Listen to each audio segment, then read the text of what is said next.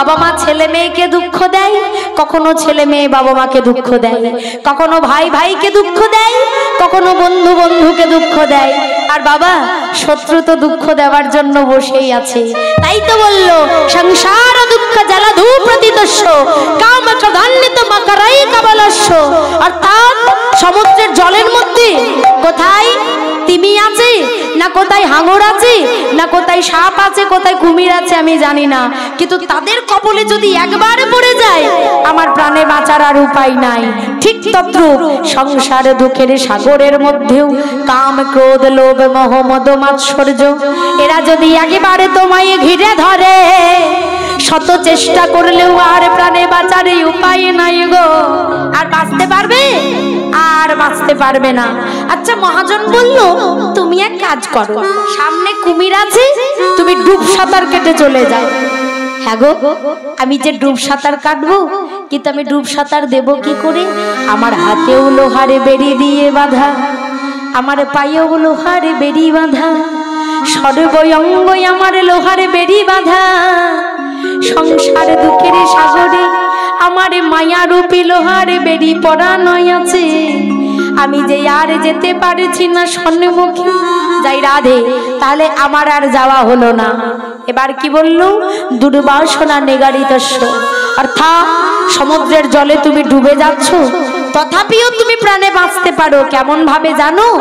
অদূরে যদি কোনো নাবিক দেখে কোনো মানুষ সমুদ্রের জলে ডুবে যাচ্ছে, হয়তো নৌকাটা নিয়ে সে চুলের মুঠি ধরে যদি একবার তোমায় নৌকায় টেনে তোলে, তুমি প্রাণে বাঁচলেও বাঁচতে পারো।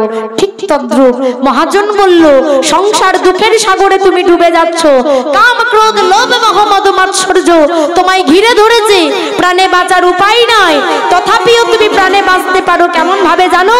একেবারে যদি সংসার দুঃখের সাগর থেকে বলো হে চৈতন্য মহাপ্রভু, বলি একবার তোমার চরণ,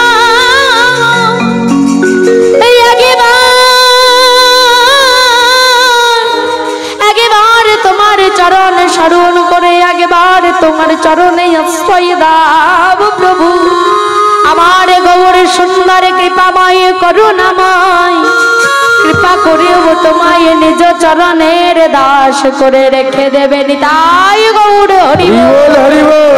তাহলে কীর্তন শোনার 2 নম্বর উপকার হলো সংসারে যে দাবানলটা জ্বলছে সেটা নিভে যাবে।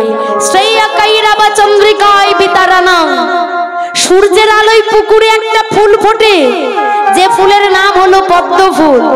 আর চাঁদের আলোয় পুকুরে একটা ফুল ফোটে, কি ফুল বাবা?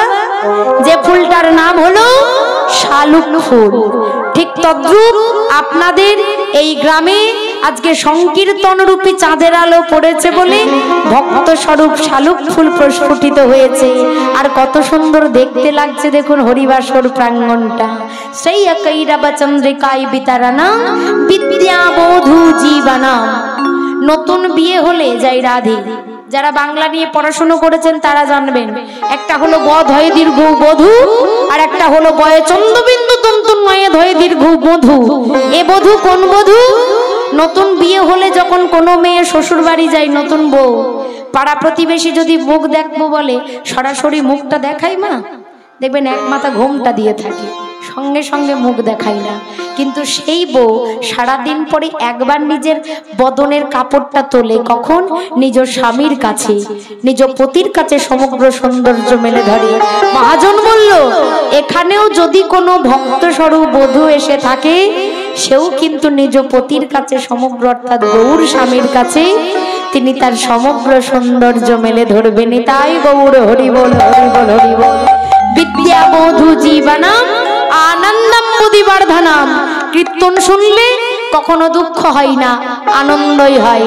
প্রতি পদম পূর্ণামৃত বাসবাদনাম, প্রতি পদে পদে পূর্ণ রস পাওয়া যায়। সর্বাত্মা স্নাপনাম, সর্ব আত্মার স্নান হয় এই কীর্তনে। কুম্ভ মেলা গিয়েছিলেন? যাওয়া হয়নি? আচ্ছা, তাহলে যারা যাননি তারা পাপ করে বসে আছি আমরা, কেননা আমারও যাওয়া হয়নি। আর যারা গিয়েছিল তারা পুণ্য করেছে। মহাজন বলল তা নয়, তা নয়, 144 বছর পর প্রয়াগরাজ মহাকুম্ভ তোমায় দেখার জন্য অপেক্ষা করতে হবে না। হরিনাম সংকীর্তন রূপী প্রয়াগে যদি তুমি স্নান করতে পারো তাহলে একসঙ্গে সর্ব আত্মার স্নান হয়নি। তাই গৌর হরি বল, হরি বল, হরি বল। সর্বাত্মা স্নাপনাং পরমে বিজয়াতে শ্রীকৃষ্ণ সংকীর্তনং, অর্থাৎ শ্রীকৃষ্ণ সংকীর্তন অর্থাৎ সেই গৌর হরির চরণে আমাদের শতকোটি প্রণাম। অর্থাৎ সংকীর্তনের ভাড়াটিয়ার হলেন আমার শ্রীকৃষ্ণ চৈতন্য। সংকীর্তনের প্রারম্ভে তারে যে ভজে সে হয় বড় ধন্য। ভাড়ার ঘরে যেতে গেলে আগে ভাড়াটিয়ারের সঙ্গে সাক্ষাৎ করতে হয় মায়েরা, তবে ভাড়ার ঘরে প্রবেশ করা যায়। আর সংকীর্তনের ভাড়াটিয়ার হলেন আমার গৌর হরি, তার কৃপা যদি না পাওয়া যায় তাহলে লীলারস আস্বাদন করা যাবে না। তাই আমার মহাপ্রভুর ভাবে দেখি মহাজন বলছে ওগো আমার গৌর হরি এলো, হরি বল, হরি বল। তাই সবাই বলছে দেখো দেখো আমার গৌর সুন্দর এসেছে, আর সবাই বলে দেখো দেখো আমাদের গৌর এলো রে।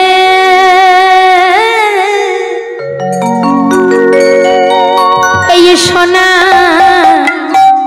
নদিয়া উলুধ্বনি, মায়েদের এখনো যেটা দেয়নি ভালো করে, হরিধ্বনি শব্দ শোনা যায় আমাদের গৌর এলো রে। হরি হরি বল, হরি বল। আমার গৌর এলো রে সোনার নদিয়া, উলুধ্বনি হরিধ্বনি শব্দ শোনা যায় আমাদের গৌর এলো রে। গৌর এলো রে সোনা নদিয়া, উলুধ্বনি হরিধ্বনির শব্দ শোনা যায় আমাদের গৌর এলো রে। হরি বল। সোনার নদিয়া, উলুধ্বনি হরিধ্বনি শব্দ শোনা যায় আমাদের গৌর এলো রে।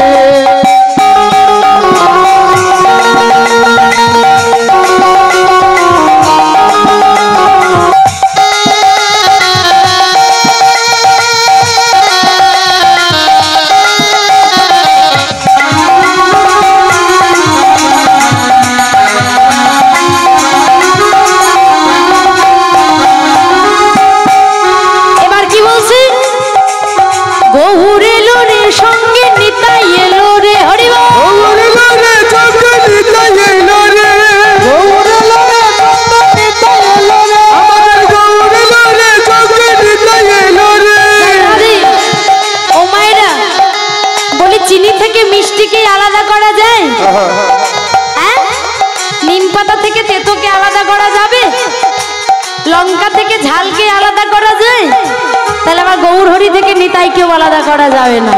তাই বলছে শোনো শোনো, গৌর এলো রে সঙ্গে নিতাই এলো রে। উলুধ্বনি হরি বল। গৌর এলো রে সঙ্গে নিতাই এলো রে। গৌর এলো রে সোনার নদিয়ায়, উলুধ্বনি হরিধ্বনির শব্দ শোনা যায় আমাদের গৌর এলো রে। হরি বল। গৌর এলো রে সোনার নদিয়া, উলুধ্বনি হরিধ্বনি শব্দ শোনা যায় আমাদের গৌর এলো রে। উলুধ্বনি হরিধ্বনির শব্দ শোনা যায় আমাদের গৌর এলো রে। উলুধ্বনি হরিধ্বনি শব্দ শোনা যায় আমাদের গৌর এলো রে। উলুধ্বনি হরিধ্বনি শব্দ শোনা যায় আমাদের গৌর এলো রে। গৌর সুন্দর কি, নদিয়াবাসী কি। গৌর হরি এসেছে কখন? ফাল্গুন মাসের দোল পূর্ণিমা তিথিতে সচী মায়ের কোল আলো করে আমার গৌর হরি এসেছে। কতদিন ছিল জানেন আমার মহাপ্রভু? সচী মায়ের গর্ভে 13 মাস ছিল। 10 মাস 10 দিন পেরিয়ে গেল, তখনও পর্যন্ত আমার মহাপ্রভু ভূমিষ্ঠ হয়নি। এমন সময় কি হলো না, এমন সময় আমার সচিমা বড় চিন্তিত, তাই খবর দিল নিজের পিতা নীলাম্বর চক্রবর্তীকে। সেই নীলাম্বর চক্রবর্তী এসে গণনা করে বলল, সচি রে তোর গর্ভে যে জন এসেছে সে যেমন তেমন সন্তান নয়, স্বয়ং গোলকপতি এসেছে তোর গর্ভে। তাই শুভ দিন শুভ লগ্ন ছাড়া সেই গোলকপতি জন্ম হবে না। তাই যেদিন মহাপ্রভু জন্মেছিল সেদিন ছিল পূর্ণ চন্দ্রগ্রহণ। নদিয়াবাসী উলুধ্বনি হরিধ্বনি করে নাম সংকীর্তনে বিভোর। আর তখন আমার সেই নবদ্বীপে গোড়া চাঁদের উদয় হলো। তাই সেই গৌর হরি এসে আমাদের মতো জীবকে উদ্ধার করে গেল। আর বলছে দেখো শোনো শোনো, বলি তোমরা গাও গাও পূর্ণ গৌরাঙ্গের গুণ, গাও গাও পূর্ণ গৌরাঙ্গের গুণ, গাও গাও পূর্ণ গৌরাঙ্গের গুণ, গাও গাও পূর্ণ গৌরাঙ্গের গুণ, সরল করিয়া গাও গাও পূর্ণ গৌরাঙ্গের গুণ, সরল করিয়া বলিয়ে হেন দয়া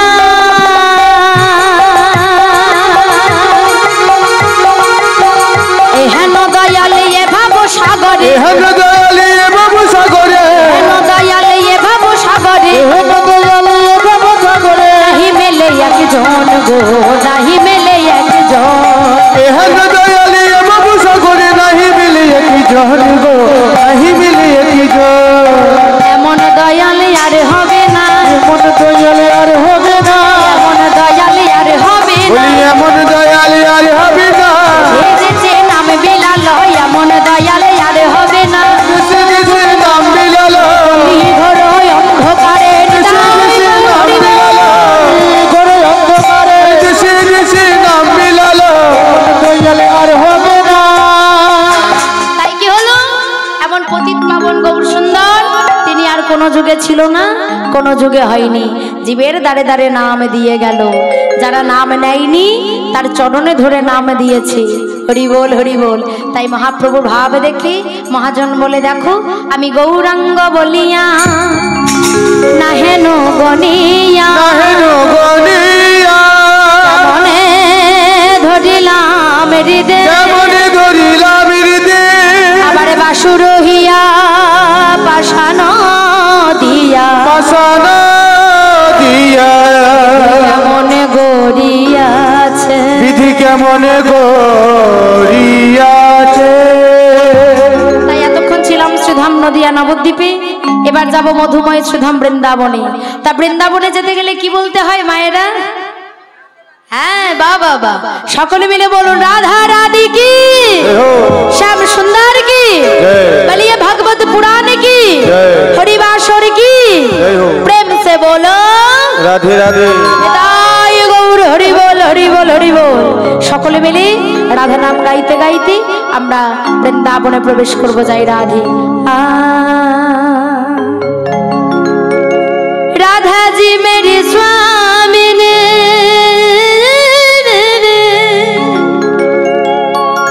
मैं राधा जी को दा हर जन्म जन्म मोहे दीजिए वो वृंदावन में बा। राधा रानी की, श्याम सुंदर की, বলিয়ে ভাগবত পুরাণ কি। সকলে মিলে হাতে তালি দিতে দিতে আমরা মধুময় শ্রীধাম বৃন্দাবনে প্রবেশ করব। যাই রাধে मेरा मन पंछी बोले, मेरा मन पंछी बोले मैं और वृंदावन जाबो। अरे ब्रज की लता पता में मैं राधे राधे गावो। সবাই মিলে তালে তালে হরি বল হরি বল।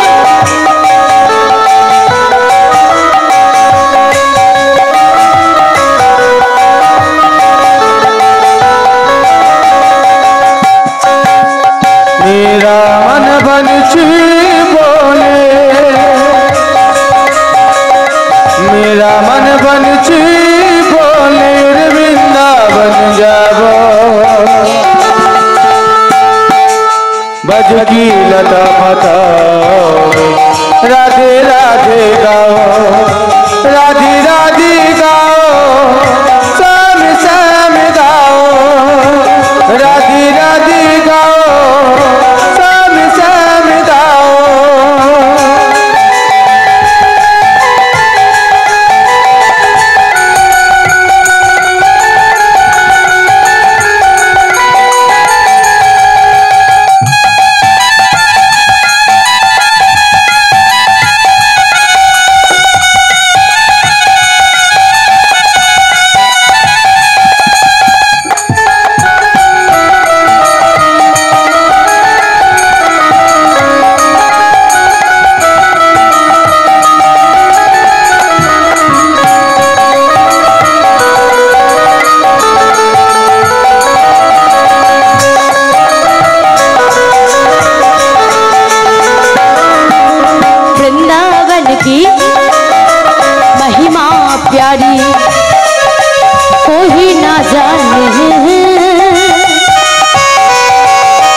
प्रेम नगरिया मनमोहन की प्रेम पहचाने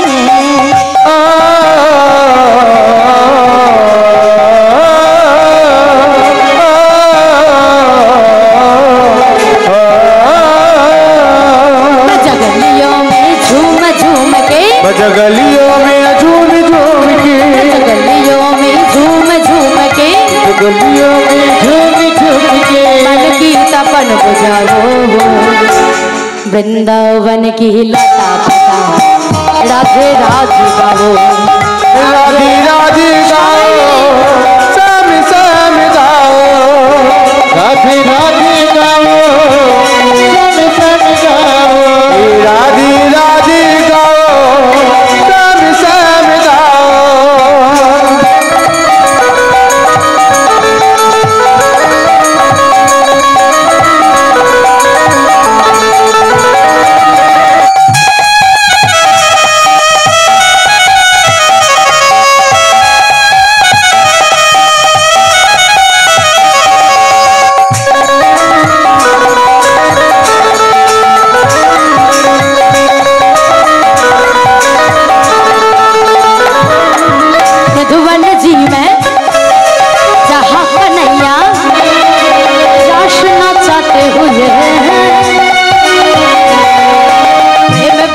अपनी बांसुरिया अब बजाते हुए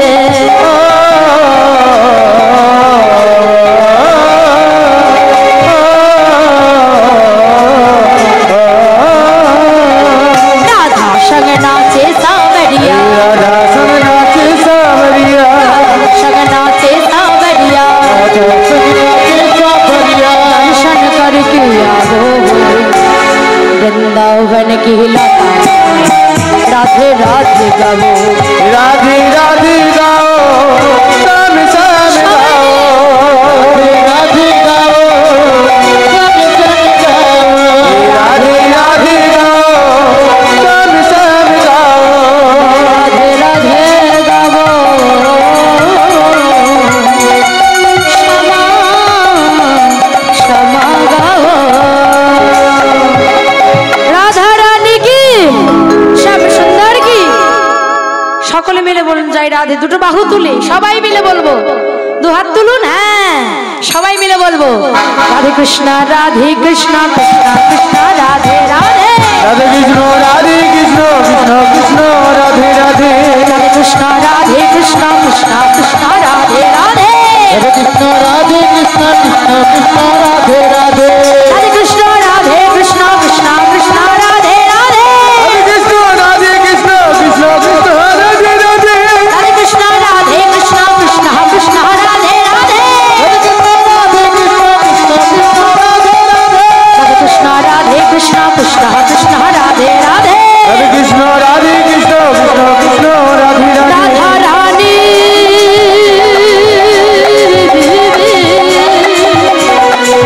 প্রেমে দিবা বলো রাধা রাধা রানী বলো রাধে কৃষ্ণ কৃষ্ণ কৃষ্ণ রাধে রাধে রাধে কৃষ্ণ কৃষ্ণ কৃষ্ণ রাধে রাধে राधा रानी की श्याम सुंदर की बलिए भागवत पुराण की हिताई गौर हरि बोल हरि হরি বল হরি বল जय राधे आज मधुमय श्री धाम वृंदावने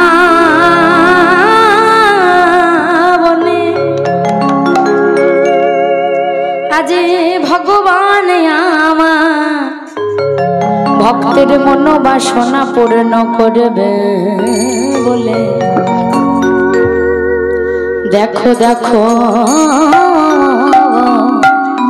দেখো দেখো গোবিন্দ আমার লীলা প্রকাশ করিলে জয় রাধে মধুময় সুধাম বৃন্দাবন ধাম আস্বাদন করছি মহাভারতের এক ভক্ত যার নাম হলো রোহিদাস জুতো সেলাই করতে করতে ভগবানের কৃপা পেয়েছিল ভগবত প্রাপ্তি পেয়েছিল কিন্তু আগে জানতে হবে পূর্বজন্মে এই রোহিদাস কে ছিল কি এমন অপকর্ম করলো, কি এমন খারাপ কাজ করলো যে তাকে এত বড় শাস্তি পেতে হলো? যাই রাধে বাবা, শুধু রুইরাস নয়, যে যা কর্ম করেছে তার ফল কিন্তু তাকে ভোগ করতে হয়েছে। যাই রাধে। আচ্ছা মায়েরা, আর কয়েকদিন পরে বাঙালির 13 পার্বণের মধ্যে একটা পার্বণ আমাদের আসছে, কি গো? জামাই ষষ্ঠী আসছে না? আচ্ছা, ষাট পুজো করা হয়, ষষ্ঠী পুজো করা হয় তো? কেন করা হয়? হয় না? সন্তানের মঙ্গলের জন্য আপনারা করেন না? ষাট করেন না ও মায়েরা? যাই রাধে। কেন হয় জানেন ষাট পুজো, জামাই ষষ্ঠী কেন পালন করা হয়? কি কারণ জানো? যাই রাধে। কারণটা হচ্ছে বৈদিক সাহিত্যের কথা, মধ্যযুগের কথা। এক বাড়িতে দুটো বউ ছিল। এই যেমন আপনারা রয়েছেন গৃহবধূ, ওই রকম একটা বাড়িতে দুইজন বধূ ছিল, দুটি বউ ছিল। এবার ছোট বউ ছিল একটু বড় লোভী। তা সেই ছোট বউ বাড়িতে ভালো মন্দ যা কিছু রান্না হতো সব খেয়ে নিত, আর খেত, আর বাড়িতে একটা কালো বিড়াল ছিল, ওই বিড়ালের নামে দোষ চাপিয়ে দিত। এমন সময় কি হয়েছে না, বিড়ালের নামে যখন দোষ চাপে তখন বাড়ির লোক বিড়ালটাকে ধরতে পেলেই মার দেয়। এবার সেই বিড়াল একদিন কি করলো, ষাট মায়ের কাছে গিয়ে কাঁদছে, মা গো আমাকে মিথ্যা অপরাধে আমাকে মার খেতে হচ্ছে, এত অপমান, এখন আমি কি করব? তখন সেই ছোট বউয়ের পরপর 7টা সন্তান হয়েছিল, একটা মেয়ে হয়েছিল। মা ষষ্ঠী ওই 60 মা 7টা সন্তানকে, মানে 7টা ছেলেকে আর একটা মেয়েকে একদম শেষ করে দেয়। তখন সেই পুত্রবধূ 60 মায়ের পুজো করলো। 60 মায়ের পুজো করলো কেন? আমরা ষষ্ঠী পুজো কেন করি না? সন্তানের মঙ্গল কামনা করার জন্য, সন্তানের মঙ্গলার্থে 60 পুজো করা হয়। এছাড়া সেই বৌমা অপরাধ করেছিল বলে তার শাশুড়ি তাকে সাজা দিয়েছিল যে কোনোদিন তুমি বাবার বাড়ি যেতে পাবে না। এত বড় অন্যায় তুমি করেছো যে তোমার 7টা সন্তান মারা গেল, একটা মেয়ে মারা গেল, হ্যাঁ, তা তোমার কোনোদিন বাবার বাড়ি যাওয়া হবে না। তুমি এমন মা যে তোমার সন্তানদেরকে পর্যন্ত তুমি বাঁচিয়ে রাখতে পারলে না। তা তখন সেই 60 মায়ের পুজোতে মা ষষ্ঠী বলল, শোনো বধূ, একমাত্র একটা দিন তুমি আসতে পারবে। কোন দিন? যেদিন আমার পূজা হবে। তাই দেখবেন ওই জামাই ষষ্ঠীর দিনে শুধু জামাইদের আদর করা হয় না, তাদের সঙ্গে মেয়েরাও আসে। হরিবল হরিবল, আসেন, মেয়ে জামাই একসঙ্গে আসে, দুজনেরই আদর আপ্যায়ন করা হয়। আর বাংলার যত শাশুড়ি মারা আছে শুধু ছেলের মঙ্গলের জন্য, মেয়ের মঙ্গলের জন্য নয়, সেদিন জামাইয়েরও মঙ্গল করে। তালপাতার বাতাস দেওয়া হয়, ঘাস দুব্ব দিয়ে দেখবেন হাতে সুতো বেঁধে দেয়, কেন? 60 পুজো করার জন্য, তাই না? তাহলে এ জগতে আমাদের বাংলায় 12 মাসে 13 পার্বণ, বাঙালির পরবের শেষ নেই। মা যাই রাধে। তা যে যাই কর্ম করুক না কেন তাকে ফল ভোগ করতেই হবে। তা এই রুহিদাস এমন কি অপকর্ম করেছিল যে তাকে ভোগ করতে হলো? প্রথমে ছিলেন ব্রাহ্মণ বাড়ির ছেলে। বাড়িটা কোথায়? কাশীধাম, বেনারস। গ্রামের নাম হলো শ্রীচক। পিতার নাম হচ্ছে কৃষ্ণমণ্ডল, মায়ের নাম হলো সুদেবী। তাদের কোল আলো করে একটা সন্তান জন্মগ্রহণ করলো যার নাম হলো প্রেমানন্দ। ব্রাহ্মণ বাড়ির ছেলে। আগেকার দিনে ব্রাহ্মণ সমাজে যদি বেদ পাঠ না জানতো, বেদ শিক্ষা না জানতো, তাহলে ব্রাহ্মণ সমাজে তার কোনো মর্যাদা ছিল না। তা সেই বাবা মা চিন্তা করলো ছেলেকে ভর্তি করতে হবে গুরুদেবের আশ্রমে। তা কে গুরু? রামানন্দ গুরুজির আশ্রমে ভর্তি করে দিল। ওই রামানন্দ গুরুজির আশ্রমে ভর্তি করে দিয়ে আসার পর পরদিন সকালবেলায় রামানন্দ গুরুজি বলছে, এই ছেলে শোন বাবা শোন, অনেক ছাত্রছাত্রী, অনেক শিষ্য, সবার নাম ঠিক মনে আসে না বাবা, তা তোর নাম একটু কি বলবি? আগে গুরুদেব, আমার নাম হলো প্রেমানন্দ। প্রেমানন্দ? বাবা ভারী মিষ্টি নাম তো বাবা, প্রেমানন্দ। তা প্রেমানন্দ, তুমি যে আমার আশ্রমে ভর্তি হয়েছো, শোনো, শুধু পড়াশোনা করলে হবে না, পড়াশোনার পাশাপাশি তোমায় কিছু কাজও করতে হবে। কাজ? ও গুরুদেব বলুন না কি কাজ করতে হবে? আমি অনেক কাজ করতে পারি, আমি বাসন মাজতে পারি, আমি ঝাড়ু দিতে পারি, আমি কাপড় কাচতে পারি, আপনি যা বলবেন আমি তাই করব। রামানন্দ গুরুজি একটু হাসলো, ওরে পাগল ছেলে, বাবা এত ভারী কাজ তোকে করতে হবে না রে, ওই মন্দিরে আমার গিরিধারী আছে না, ওই গিরিধারী সেবার জন্য তোকে ভিক্ষে করতে হবে। এই নে ভিক্ষের ঝোলাটা। আর যেই না ভিক্ষের ঝোলাটা দিয়েছে অমনি ছোট্ট প্রেমানন্দ লাফিয়ে উঠেছে, কি মজা কি মজা গুরুদেব, আমি ভিক্ষে করব। হ্যাঁ তুমি ভিক্ষে করবে, তবে শোনো ভিক্ষের নিয়ম আছে। কি? আমার গিরিধারীর সেবার জন্য ভিক্ষের নিয়ম আছে দুটো। প্রথম নিয়ম হলো প্রত্যেকটা বাড়ি থেকে তুমি এক মুষ্টি করে চাল ভিক্ষে করবে। আচ্ছা গুরুদেব, যদি কেউ 2 মুষ্টি দেয়, 1 মুষ্টি নিবি আর 1 মুষ্টি ফিরিয়ে দিবি। আর শুনে রাখ, তোর আঁচলে যখন 21 মুষ্টি চাল হয়ে যাবে তখন তুই নিয়ে চলে আসবি, তোকে আর ভিক্ষে করতে হবে না। মানে 21টা বাড়ি থেকে তুই ভিক্ষে করবি। ঠিক আছে গুরুদেব, তাই হবে। তাই পরদিন সকালবেলায় কি করলো, ছোট্ট প্রেমানন্দ ছোট্ট একটা ধুতি পরে তিলক সেবা করে এবার চলে যাচ্ছে গিরিধারী সেবার জন্য ভিক্ষে করবে বলে। রাস্তায় চলে যায়, আর রাস্তার উপরে আপনাদের মতো মায়েরা আছে যাদের দর্শন করছে, সবাইকে দেখে আর বলে, শোনো না, শোনো শোনো, বলে আমার শ্রী গোবিন্দ ওই না সেবার তর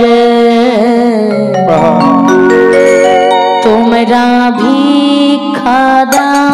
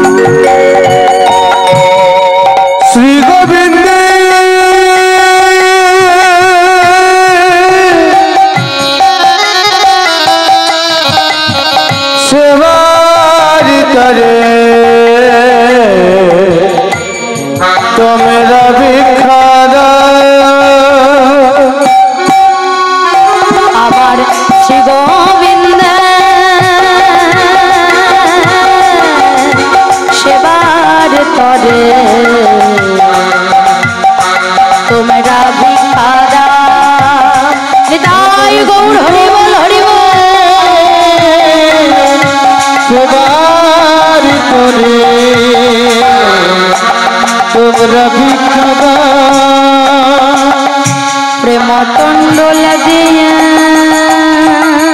দিয়া দিয়া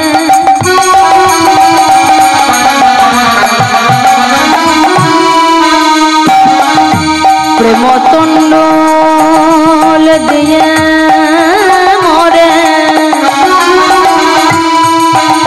প্রেম তন্ডল দিয়ে মরে আমায়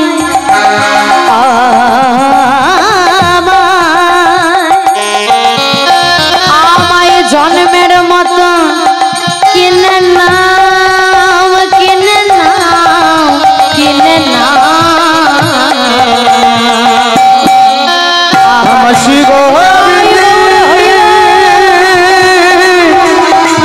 সেবার করে তোমরা ভিক্ষা দাও। এবার কি হলো? আচ্ছা এখন আর কেউ উঠে আসবেন না, সকলে বসুন।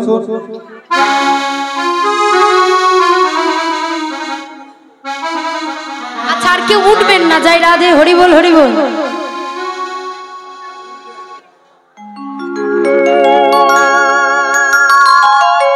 তা কি হয়েছে? আপনাদের মতো মায়েরা ছোট্ট প্রেমানন্দকে দেখে বলে, হ্যাঁ রে বাবা,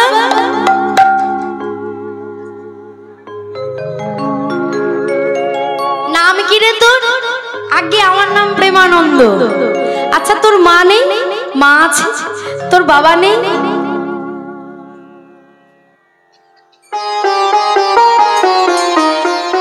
হ্যাঁ রে তোর বাবা নেই, বাবা আছে।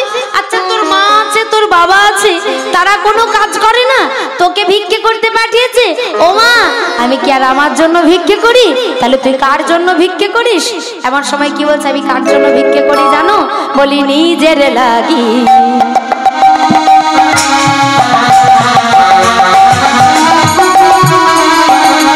চাই নাই আমি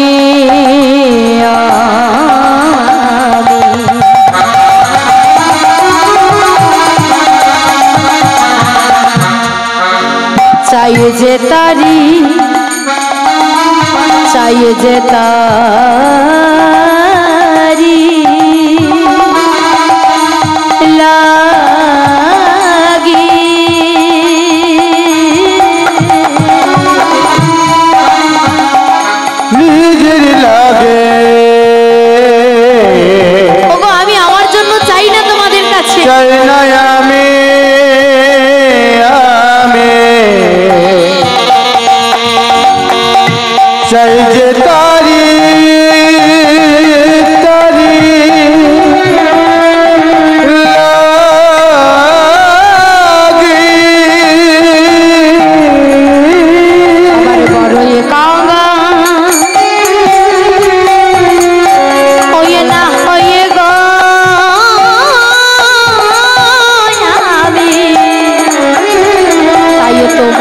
দারি মাগি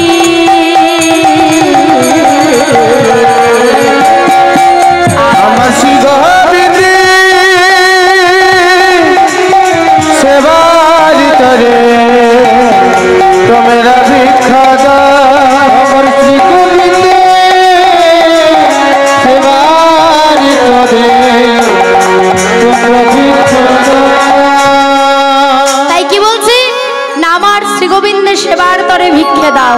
তাই এমন সময় কি হলো না আপনাদের মতো মায়েরা ভিক্ষে দেয়, আর এমন সময় ছোট্ট প্রেমানন্দ ভিক্ষের চালগুলো নিয়ে এসে বলে গুরুদেব গুরুদেব এই দেখুন আমি ভিক্ষে করে এনেছি, আই বাবা আয়। এমন সময় তাড়াতাড়ি রামানন্দ ব্রহ্মচারী প্রেমানন্দের মাথায় হাত বুলিয়ে দিয়ে আজকে কি হলো সে ভিক্ষের চালগুলো নিয়ে রন্ধন করেছে। থালাতেই অন্ন, বাটিতে ব্যঞ্জন, গ্লাসে জল সুন্দর করে দিয়ে আজকে গিরিধারী সেবা দিয়েছে। রামানন্দ ব্রহ্মচারী এত বড় ব্রহ্মচারী যার নিজের হাতে রন্ধন করা অন্ন ভগবান নিজে এসে সেবা করত, যার নিজের হাতে রন্ধন করা ব্যঞ্জন ভগবান নিজে এসে সেবা করত। আর ভগবান যে সেবা করেছে তার প্রমাণ ভগবান সেবার থালার মধ্যে দিয়ে যেত। অর্ধেকটাই অন্ন সেবা করত, অর্ধেকটা ব্যঞ্জন সেবা করত, অর্ধেকটা গ্লাসের জল খেত, আর ভগবান নিজের হাতের ছাপটাই সেবার থালার মধ্যে দিয়ে যেত। বাবা এ জগতে আমরাও ভগবানকে সেবা দিই। শাস্ত্রে বলল সেবা হচ্ছে দুই প্রকার, একটা প্রত্যক্ষ সেবা আর একটা পরোক্ষ সেবা। পরোক্ষ সেবা কাকে বলে না যেমন মনে করুন বাজার থেকে 10টা সন্দেশ কিনে নিয়ে এসেছি, এবার 10টা সন্দেশ কিনে নিয়ে আসার পর ভগবানের চরণে 10টাই নামিয়ে দিয়েছি। 1 ঘন্টা দরজাটা বন্ধ করে রাখলাম, 1 ঘন্টা পর দরজাটা খুললাম দেখছি 10টা সন্দেশই পড়ে আছে। তাহলে ভগবান খেলো কি? জয় রাধে। এটাও সেবা। মহাভারতে একদিন সেবাই অহংকার করেছিল কে গো? দুর্যোধন। দুর্যোধন কৃষ্ণকে বলেছিল কৃষ্ণ তুমি তো গোয়ালার ছেলে, দধি দুগ্ধ ঘৃত ঘোল তুমি খেতে জানো, কিন্তু তরকারির যে কি স্বাদ তা তুমি জানো না। তাই আজকে দুপুর বেলায় আমার ঘরে তোমার নিমন্ত্রণ রইল। আর দুর্যোধন মনে মনে চিন্তা করছে ও বেটা কৃষ্ণকে এমন খাবার খাওয়াবো না ও বেটা জন্মেও ভাবতে পারবে না। তাই 64 প্রকার ব্যঞ্জন রন্ধন করলো কৃষ্ণকে খাওয়ানোর জন্য। আর এমন সময় 64 প্রকার ব্যঞ্জন রন্ধন হলো, কত জিরে, কত ধনে, কত গোলমরিচ, কত গরম মশলা, কত নামি দামি মশলা দিয়ে রন্ধন করলো দুর্যোধনকে খাওয়াবে বলে, কৃষ্ণকে খাওয়াবে বলে। আর ভগবান কৃষ্ণচন্দ্র মনে মনে চিন্তা করছে দুর্যোধন তুমি 64 প্রকার ব্যঞ্জন রন্ধন করেছো, কিন্তু তোমার মনের মধ্যে এত অহংকার যে সেবা আমি গ্রহণ করতে পারবো না। তাই ভগবান সেদিন দুর্যোধনের বাড়িতে না গিয়ে এমন একজনের ঘরে গেল যার ঘরে 1 মুঠো তন্ডুল পর্যন্ত নেই। কে গো বাবা? বিদুর। বিদুরের ঘরে যাচ্ছে আর মা পরাশরী দেবী স্নান করেছে, একটাই কাপড়, কাপড়টা ভিজে গেছে, ভিজে কাপড়টা রোদে শুকোতে দিয়ে দরজার আড়ালে নগ্ন অবস্থায় দাঁড়িয়ে আছে। আর এমন সময় কৃষ্ণ ডাকছে পিসিমা, পিসিমা, ও পিসিমা। আর যেই না পিসিমা পিসিমা বলে ডাকে, কিন্তু কি হলো মা পরাশরী দেবী বাইরে বেরিয়ে আসতে পারে না কেন? মা পরাশরী দেবী চিন্তা করলো এ জগতে কৃষ্ণ ছাড়াই আমায় তো কেউ মা বলে ডাকে না গো, তবে কে আমার কৃষ্ণ এলি? কিন্তু ওরে কৃষ্ণ রে আমি তোর কাছে যাব কি করে বলে বাবা, আমার যে আর দ্বিতীয় কোনো কাপড়ে নাই। এমন সময় মা পরাশরী দেবী দরজার আড়ালে নগ্ন অবস্থায় দাঁড়ায় আছে। আর এমন সময় কি হলো ভগবান অন্তর্যামী অন্তরের কথা বুঝতে পেরে ছলনা করে একটু বাগানের দিকে চলে গেল। আর হঠাৎ মা পরাশরী দেবী ওই ভিজে কাপড়টা গায়ে জড়িয়ে দিয়ে কৃষ্ণের কাছে এসে পেছন দিক থেকে ডাকছে কৃষ্ণ, এই কৃষ্ণ তোমার সঙ্গে কথা বলবো না। ওরে বাবা আমার ওপর রাগ করিস না বাবা। ও পিসিমা আমার যে বড্ড খিদে পেয়েছে পিসিমা, আমায় কিছু খেতে দাও না পিসিমা, আমি খিদের জ্বালা সইতে পারি না। বিশ্বাস কর বাবা আমার ঘরে কিছু নেই যে তোকে আমি খেতে দেবো পিসিমা, আমি যে খিদের জ্বালা সইতে পারি না।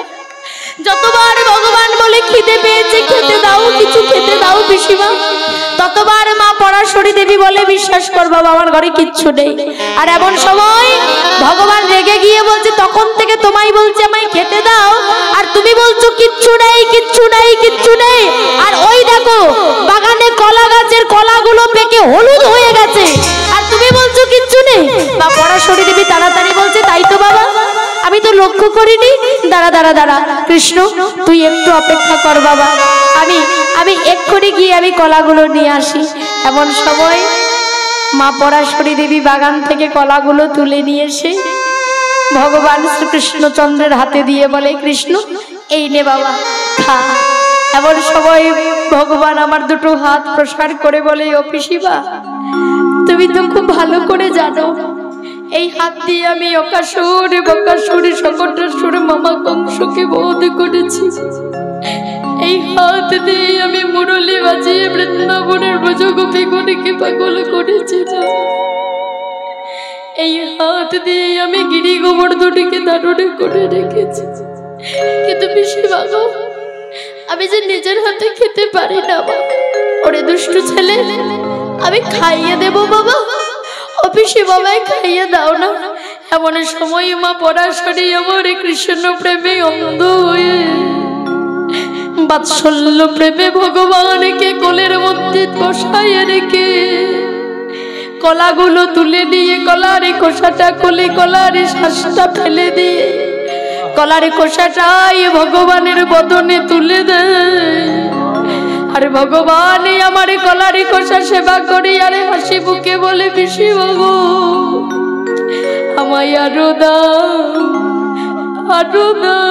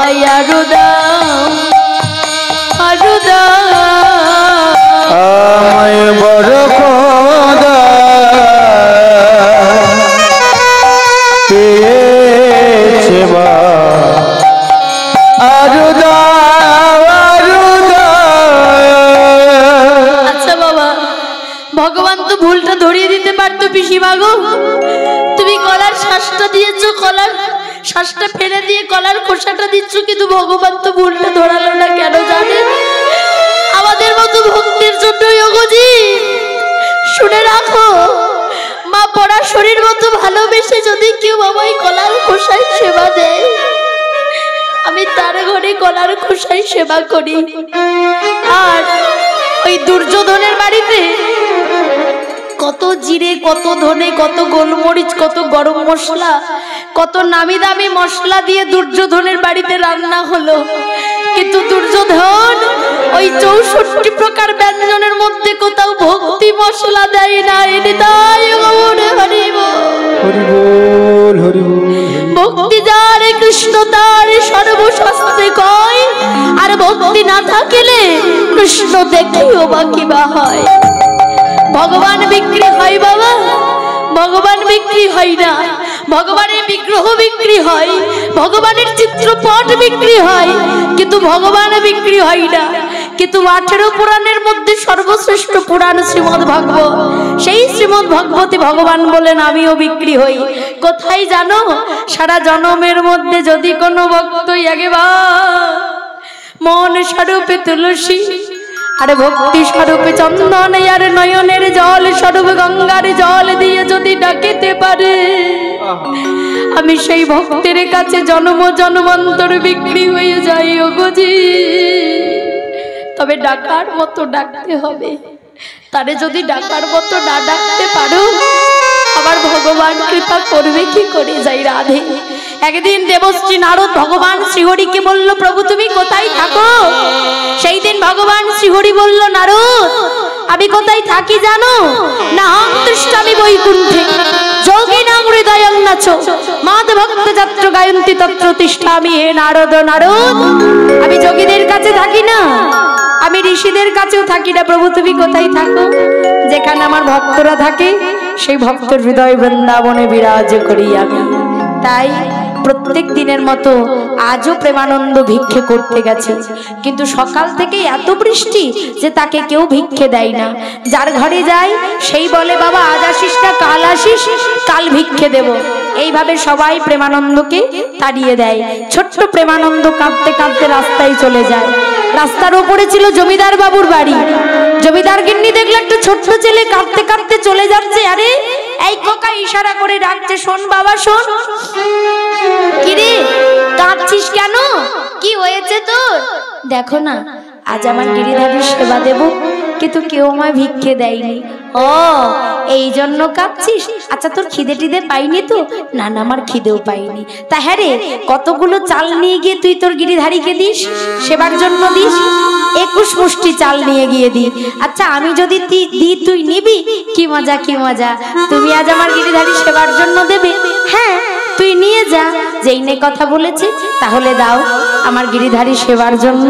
এবার সবাই দাসীকে বলল, দাসী ওকে ভিক্ষে এনে দাও। তাই অন্দরমহল থেকে দাসী আনছে। মহাজন বলে, দেখো আজ থালা ভর্তি করে ভিক্ষায় আনিয়াছে দিল। হরিবল হরিবল আনিয়াছে দিল। থালা ভর্তি করে ভিক্ষায় আনিয়াছে দিল।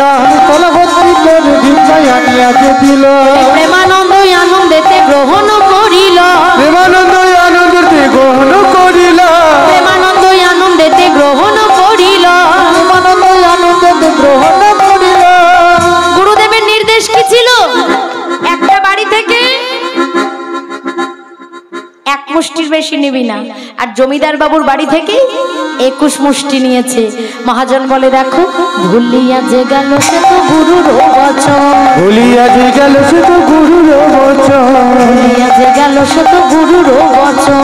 ভুলিয়া যে গেল সে তো গুরুর বচন।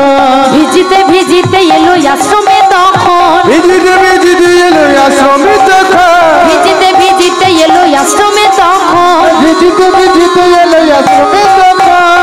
আনন্দ ধরে না, আনন্দ ধরে না, আনন্দ ধরে না, আনন্দ ধরে না। গিরিধারীর সেবা হবে, আনন্দ আর ধরে না। গিরিধারীর সেবা হবে, লীলার বলে হারি দিলাই গো। লীলা বলে হারি, হরি লীলা বলে হারি।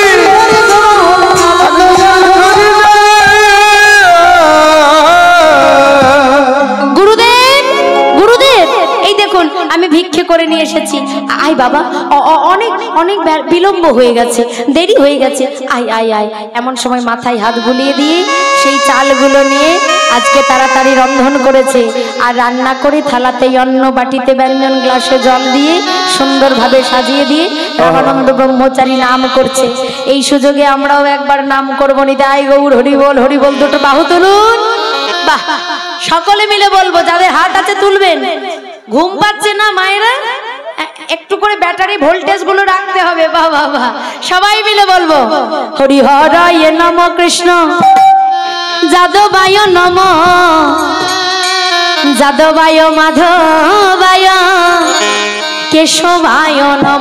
সবাই মিলে হরি হরায় নম কৃষ্ণ যাদবায় নম, যাদবায় মাধবায় কেশবায় নম। হরি নম কৃষ্ণ যাদবায় নম, যাদবায় মাধবায় কেশবায় নম। গোপাল গোবিন্দ নামে শ্রী মধুসূদন। গোপাল গোবিন্দ নামে শ্রী মধুসূদন। গোপাল গোবিন্দ নামে শ্রী মধুসূদন। গোপাল গোবিন্দ নামে শ্রী মধুসূদন। গিরিধারী গোপীনাথ মদন মোহন। হরি হরায় নম কৃষ্ণ যাদবায় নম, যাদবায় মাধবায় কেশবায় নম। বলছি হাতগুলো পড়ে গেল কেন? এ ধসা রোগ তো ভালো নয়। হাত তুলবেন, হাত তুলুন। সবাই মিলে বলবো, হরে কৃষ্ণ হরে কৃষ্ণ কৃষ্ণ কৃষ্ণ হরে হরে, হরে রাম হরে রাম রাম রাম হরে হরে। বলো হরে কৃষ্ণ কৃষ্ণ কৃষ্ণ হরে হরে, হরে রাম রাম রাম রাম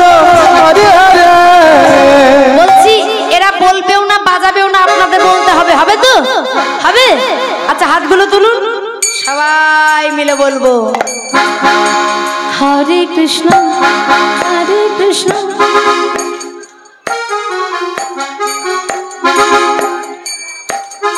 ব্যাটারি ভোল্টেজ নেই তো একদম। ও মায়েরা বলছে একটু জোরে হবে না? গলা ধরে গেছে। হরি বল হরি বল। বলছে একটা কথা বলবো, রাগ করবেন না তো? বলছে এই গ্রামে শাশুড়ি বৌমা ঝগড়া হয় না গো? তখন ভোল্টেজ গুলো কেমন থাকে? হ্যাঁ, তা আর সেই ভোল্টেজটা একটু বেরোবে, দেখা যাক হয় কি না হয়। সবাই মিলে বলবো হরে কৃষ্ণ। হ্যাঁ, কৃষ্ণ কৃষ্ণ হরে হরে, হরে রাম হরে রাম, রাম রাম হরে হরে, হরে কৃষ্ণ হরে কৃষ্ণ, কৃষ্ণ কৃষ্ণ হরে হরে, হরে রাম হরে রাম, রাম রাম হরে হরে, হরে কৃষ্ণ হরে গৌর হরে, হরে রাম হরে রাম, রাম রাম হরে হরে। এখানে হয় হরিনাম সংকীর্তন।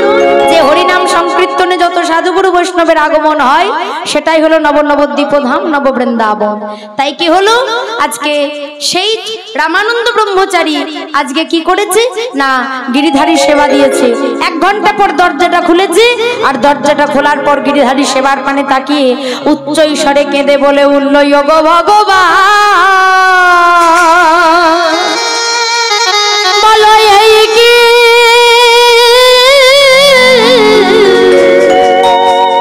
কি তব লীলা ভগবান, ভগবান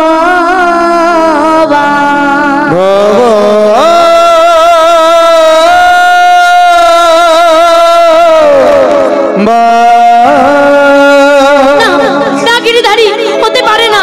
প্রত্যেকদিন তোমাকে সেবা দিয়ে তুমি সেবা গ্রহণ করো, আজ তুমি সেবা করোনি কেন? থালা রান্না পড়ে আছে, বাটির ব্যঞ্জন পড়ে আছে, গ্লাসের জল পড়ে আছে। রামানন্দ ব্রহ্মচারী চিন্তা করলো, তবে কি আমি কোনো ভুল করলাম? আমি কি সেবায় কোনো অন্যায় করলাম? আজ গিরিধারী সেবা করেনি কেন? কিছুক্ষণ পর চিন্তা করছে, আচ্ছা ভুল তো আমি কিছু করিনি, আচ্ছা ভুলটা তো প্রেমানন্দ করতে পারে।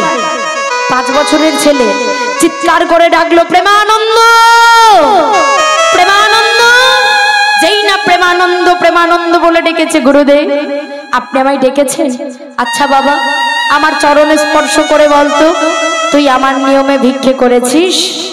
কি করে বলবে গো, এ জগতে সবাইকে মিথ্যে বললে পাপ হয়, পাপের খণ্ডন হয়, কিন্তু গুরুদেবকে যদি কেউ মিথ্যে বলে সে পাপের খণ্ডন হয় না।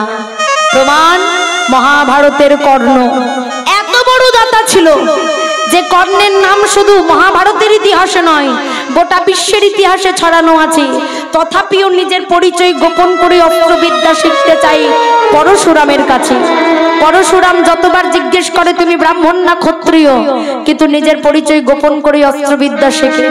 একদিন পরশুরাম কর্ণের কোলে ঘুমিয়ে গেছে, আর কর্ণের উরুদেশটা পোকাতে কাটে, কাটতে কাটতে তীব্র জ্বালা, রক্তের স্রোত বয়ে যায়, আর পরশুরামের হাতটা গিয়ে পড়লো রক্তের স্রোতে, চমকে উঠেছে, এত রক্ত কোথা থেকে আসে? এমন সময় যেই না উঠে দাঁড়িয়েছে, এই ছেলে হাতটা ধরেছে, শোন যতবার তোকে বলি তুই ব্রাহ্মণ না ক্ষত্রিয়, তুই নিজের পরিচয় গোপন করিস, আজ তোকে সত্যি কথা বলতেই হবে, তুই কে? গুরুদেব।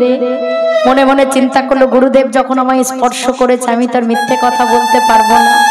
গুরুদেব আমি একজন সুতপুত্র, বেরিয়ে যা, দূর হয়ে যা, তোর এত বড় স্পর্ধা, এত বড় সাহস তোর, নিজের পরিচয় গোপন করে তুই আমার কাছে অস্ত্রবিদ্যা শিখতে এসেছিস। গুরুদেব আমার মনে বড় বাসনা, আমি অস্ত্রবিদ্যা শিখতে চাই, তাই তো আমি এসেছি। এত বড় সাহস তোর, তুই আমার কাছে অস্ত্রবিদ্যা শিখতে এসেছিস নিজের পরিচয় গোপন করে? শুনে রাখ, যে মিথ্যা পরিচয়ে তুই অস্ত্রবিদ্যা শিখলি, তোর মাথায় হাত দিয়ে আমি অভিশাপ দিলাম, ব্রহ্ম মুহূর্ত যখন আসবে, যুদ্ধের সময় যখন হবে, তখন তুই লক্ষ্যভ্রষ্ট হবি, লক্ষ্য ভেদ করতে পারবি না। যেদিন লক্ষ্য ভেদের আসর বসেছিল, সেদিন ওই তৃতীয় পাণ্ডব অর্জুন করেছিল লক্ষ্যভেদ কর্ণ পারে নাই।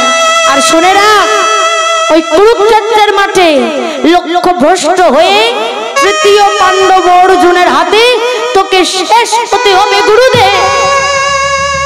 গুরুদেবকে মিথ্যে বলার সাজা চরম হয়।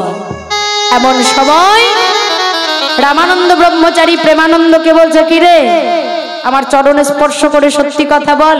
ছুটে গিয়ে গুরুদেবের চরণ দুটো ধরে বলে, ওগো গুরুদেব, আমায় ক্ষমা,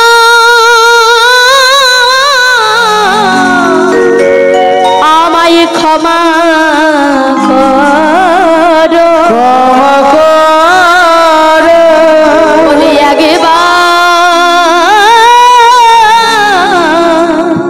ক্ষমা করো, ক্ষমা করো। কি করেছিস তুই? ক্ষমা চাইছিস গুরুদেব? গুরুদেব, আজ আমায় কেউ ভিক্ষে দেয়নি গুরুদেব। তাহলে তুই ভিক্ষের চাল পেলি কোথায়? গুরুদেব, আমি যখন বৃষ্টিতে ভিজে ভিজে আসছিলাম, সবার বাড়ি বাড়ি গেছি, কেউ আমায় ভিক্ষে দেয়নি গুরুদেব। তাই জমিদার বাবুর বাড়িতে গিয়ে আমি ভিক্ষে করে নিয়ে এসেছি। এত বড় স্পর্ধা তোর! তুই আজ আমার গিরিধারী সেবার জন্য জমিদার বাবুর বাড়ি থেকে ভিক্ষে করেছিস? বেরিয়ে যা, দূর হয়ে যা, চলে যা। গুরুদেব, আপনি আমায় ক্ষমা করুন গুরুদেব, আমি অন্যায় করেছি, জানি আমি ভুল করেছি, কিন্তু আপনি আমায় ক্ষমা করুন। ক্ষমা? তোর মতো গুরুদ্রোহী শিষ্যের কোনো ক্ষমা হবে না। রামানন্দ গুরুজির চরণে ছিল কাঠের খড়ম, খড়ম দিয়ে মারে আর বলে, ছাড় চরণ, ছেড়ে দে বলছি, ছাড় গুরুদেব। গুরুদেব, আপনি আমায় ক্ষমা করুন গুরুদেব, আপনি আমায় ক্ষমা করুন। তোর ক্ষমা এ জন্মে হবে না। মারতে মারতে মারতে মারতে যখন পিঠের চামড়া ফেটে রক্ত বয়ে যায়, তখন যন্ত্রণায় চরণে ছেড়ে দিল গুরুদেব। গুরুদেব, আজ আমি আমার জন্য যদি ভিক্ষে করতাম, আপনি আমাকে বলতেন, মারতেন, আমি মাথা পেতে দিতাম, কিন্তু আজ তো আমি আমার জন্য ভিক্ষে করিনি, আমি তো গিরিধারীর জন্য ভিক্ষে করেছি। একবার ভেবে দেখেছিস তুই কি নিজ কাজ করেছিস প্রেমানন্দ? তোর সামান্য ভুলের জন্যই আমার গিরিধারী আজ অভুক্ত রয়ে গেল। তোর সামান্য ভুলের জন্য আমার গিরিধারী আজকে সেবা করে নাই, আমার গিরিধারী উপোস রয়ে গেল। শুনে না, যে নিজ কর্ম তুই করেছিস, যে নিজ কাজ তুই করেছিস, অভিশাপে দিলাম তোর নিজ কুলে জন্ম হবে গুরুদেব। বলো না, বলো না, এমন করে বলো না গুরুদেব, বলো না, আমায় ক্ষমা করো গুরুদেব, আমায় ক্ষমা করো। ক্ষমা? তোর মতো পাষণ্ডের কোনো ক্ষমা হয় না। বেরিয়ে যা, চলে যা। এই মুখ যেন তোর আর না দেখতে হয়। কাল সকাল বেলায় যেন তোর ওই মুখটা আমায় দেখতে না হয়। ঠিক আছে গুরুদেব? আপনার কাছে এতবার করে আমি ক্ষমা চাইলাম, আপনি আমায় ক্ষমা করলেন না গুরুদেব। আমি যদি আমার জন্য ভিক্ষে করতাম গুরুদেব, আপনি আমায় শাস্তি দিতেন, আমি মাথা পেতে নিতাম, কিন্তু আপনি তো আজ আমি গিরিধারীর জন্য সেবা করেছিলাম, তাও এত বড় সাজা। ঠিক আছে গুরুদেব, কাল সকাল বেলায় আর এই মুখটা আপনাকে দেখতে হবে না গুরুদেব। এই দেহ আমি গঙ্গার জলে বিসর্জন করব, তুই যা পারিস কর, তবু কাল সকাল থেকে যেন তোর ওই মুখটা দেখতে না হয়। আজ থেকে সারা জন্মের জন্য তোর গুরুগৃহের দরজা বন্ধ হয়ে গেল গুরুদেব। আজ থেকে সারা জন্মের জন্য এই গুরু আশ্রম তোর বন্ধ হয়ে গেল। ঠিক আছে গুরুদেব, এই মুখটার আপনাকে দেখতে হবে না, আমি আর কোনোদিন আসবো না গুরুদেব। এই দেহ আমি গঙ্গার জলে বিসর্জন করব, আর বিসর্জন করার পর আমার নতুন জন্ম হবে, নতুন নাম, নতুন ধাম, নতুন রং, নতুন ঢং হবে গুরুদেব। কেউ চিনতে পারুক বা না পারুক, আপনি চিনতে পারবেন। কি করে জানেন? যে কাঠের খড়ম দিয়ে আপনি আমায় মেরেছেন না গুরুদেব, পরের জন্মেও পিঠের মধ্যে খড়মের ছাপটা রয়ে যাবে। আর গুরুদেব, আরো একটা কথা বলি, আপনার চরণ স্পর্শ করা না পর্যন্ত আমি মাতৃ স্তনদুগ্ধ পান করব না। আপনার চরণ স্পর্শ করা না পর্যন্ত আমি জগৎকে দেখব না। চলে যা, চলে যা। গুরুদেবের চরণে অদূর থেকে প্রণাম করে আজকে ছোট্ট প্রেমানন্দ চলে যায় গঙ্গার জলে প্রাণ বিসর্জন করবে বলে। তাই বক্ষের মধ্যে নাম লিখলো, জয় গুরু রামানন্দ।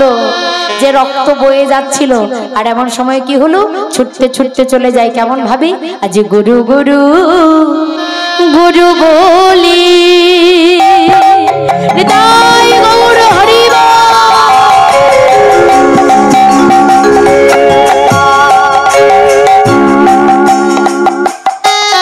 গঙ্গার জলেতে ঝাঁপ দিল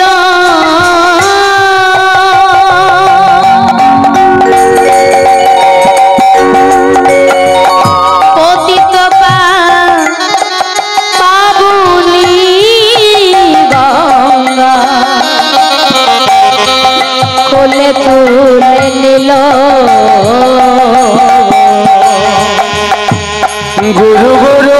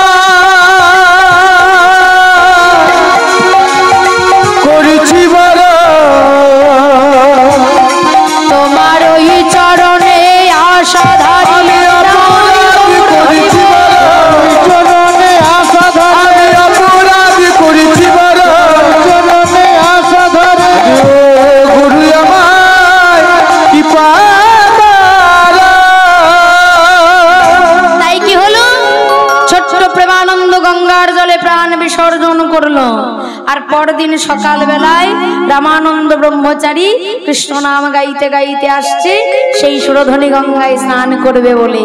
আর ভোর বেলায় যেই না স্নান করতে নেমেছে, আরে অদূরে কি যেন একটা ভাসছে, শবদেহ না? যেই না দেখেছে একটা শবদেহ, তাড়াতাড়ি তীরে নিয়ে এসেছে। আর তীরে নিয়ে এসে দেখলো কেউ নয়, কাল একটু বকাবকি করেছি বলে আমার একমাত্র আদরের শিষ্য সে গঙ্গার জলে প্রাণ বিসর্জন করেছে। প্রেমানন্দ, এ কি করলি বাবা? কাল একটু বকাবকি করেছিলাম বলে নিজের প্রাণ বিসর্জন করলি। ওরে, এখন তোর বাবা মাকে গিয়ে আমি কি উত্তর দেব? আমার উপরে অভিমান করে তুই গঙ্গার জলে বিসর্জন করে দিলি নিজের দেহ। এত তোর অভিমান ছিল বাবা, এখন তোর বাবা মাকে গিয়ে আমি কি বলবো বল, কি জবাব দেব বল? এমন সময় মৃতদেহটা সামনে নিয়ে এসে দেখে বক্ষের মধ্যে নাম লিখেছে জয় গুরু রামানন্দ। ওরে, এত গুরু ভক্তি তোর, তোর মধ্যে এত গুরুর প্রতি প্রেম ছিল, এত ভালোবাসা ছিল। ঠিক আছে বাবা, কালকে তুই ভুল কাজ করেছিলিস বলে তোকে আমি অভিশাপ দিয়েছিলাম তোর নিজ কুলে জন্ম হবে, কিন্তু আজ আমি তোকে আশীর্বাদ করছি। এত গুরু ভক্তি তোর, আশীর্বাদ করলাম ইহ জগতের যিনি গুরু, আমি গুরুদেব হয়ে তোকে আশীর্বাদ করছি। ইহ জগতের যিনি গুরু ঈশ্বর পরম কৃষ্ণ সচ্চিদানন্দ বিগ্রহ অনাদিরাদি গোবিন্দ সর্বকারণের কারণম ভগবান কৃষ্ণচন্দ্র কি করবে জানিস? তোরে বক্ষ মাঝে অনুধ্বনির জয় গৌর হরি বল ওরে জড়াইয়ে ধরবে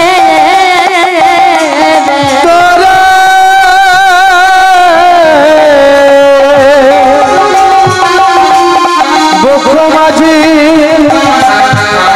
জড়াইয়ে ধরবে ওরে এই আশীর্বাদ বলি দিলাম তোরে, তোরে বক্ষ মাঝে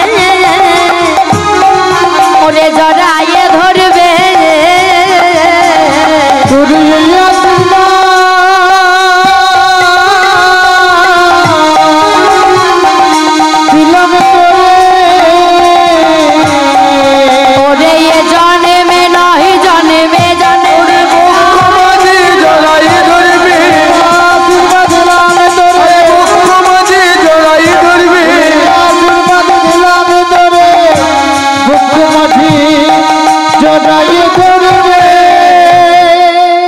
তাই ওরে কালকে অভিশাপ দিয়েছিলাম, আজ আবার আশীর্বাদ দিল। তাই সেই ছোট্ট প্রেমানন্দ আশীর্বাদ এবং অভিশাপ নিয়ে জন্মগ্রহণ করলো ওই কাশীধামে। বাড়িটার নাম, গ্রামের নাম কোথায়? মেধা গ্রাম, জয় রাধে। পিতার নাম হলো মাধব দাস আর মায়ের নাম হলো সুশীলা। মাধব দাস এবং সুশীলার কোল আলো করে ছোট্ট প্রেমানন্দ জন্মগ্রহণ করছে কাশীধামে। নতুন নাম, নতুন ধাম, নতুন রং, নতুন ঢং। তাই মহাজন বলছে দেখো আজকে জন্মগ্রহণ করছে ছোট্ট প্রেমানন্দ কেমন ভাবে।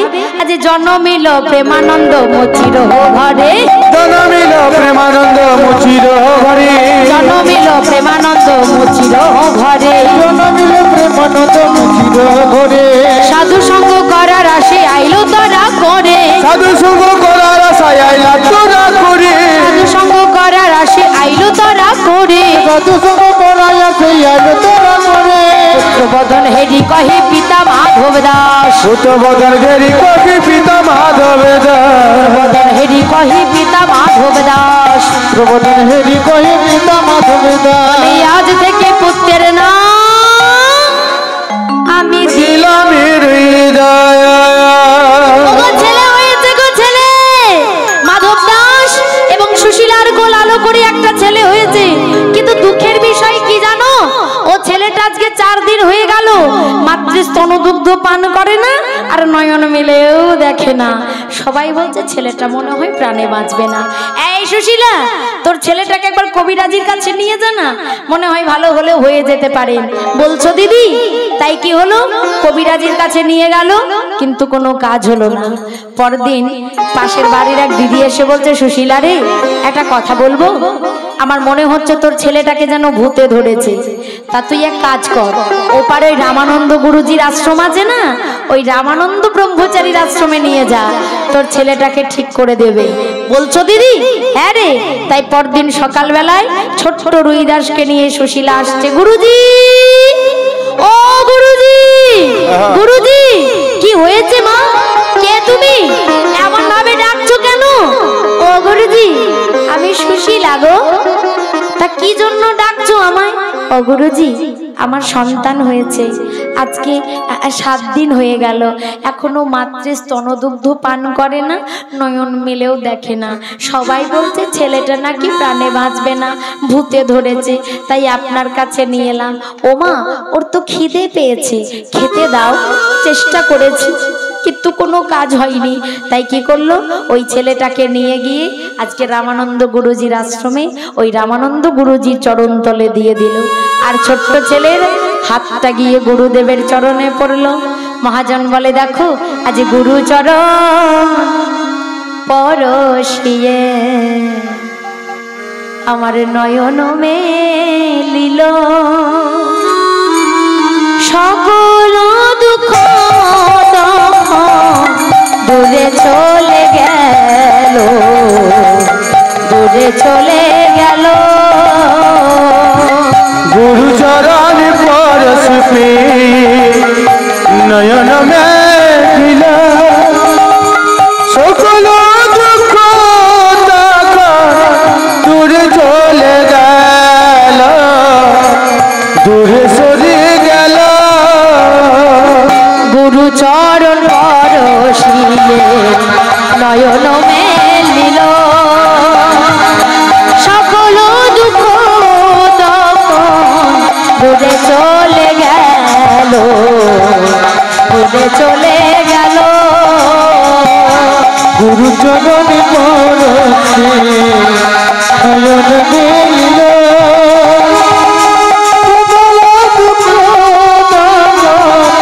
দূরে চলে গেল, দূরে চলে গেল। ও তার সকল দুঃখ দূরে গেল,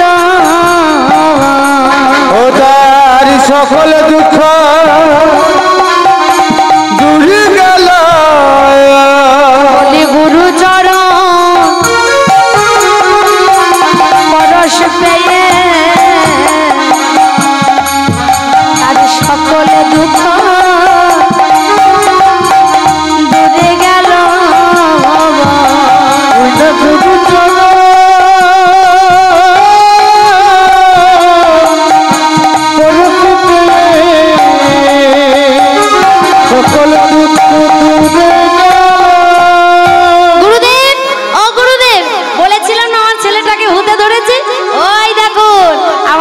আপনার চরণে স্পর্শ করার সঙ্গে সঙ্গে নয়ন মিলে তাকাচ্ছি, কান্নাও বন্ধ হয়েছে। ও মায়েরা, ও ছেলে কান্না কেন বন্ধ হলো, নয়ন মিলে কেন দেখছে তা আপনারা জানেন, আমরা জানি। মা সুশীলা তো জানেন না।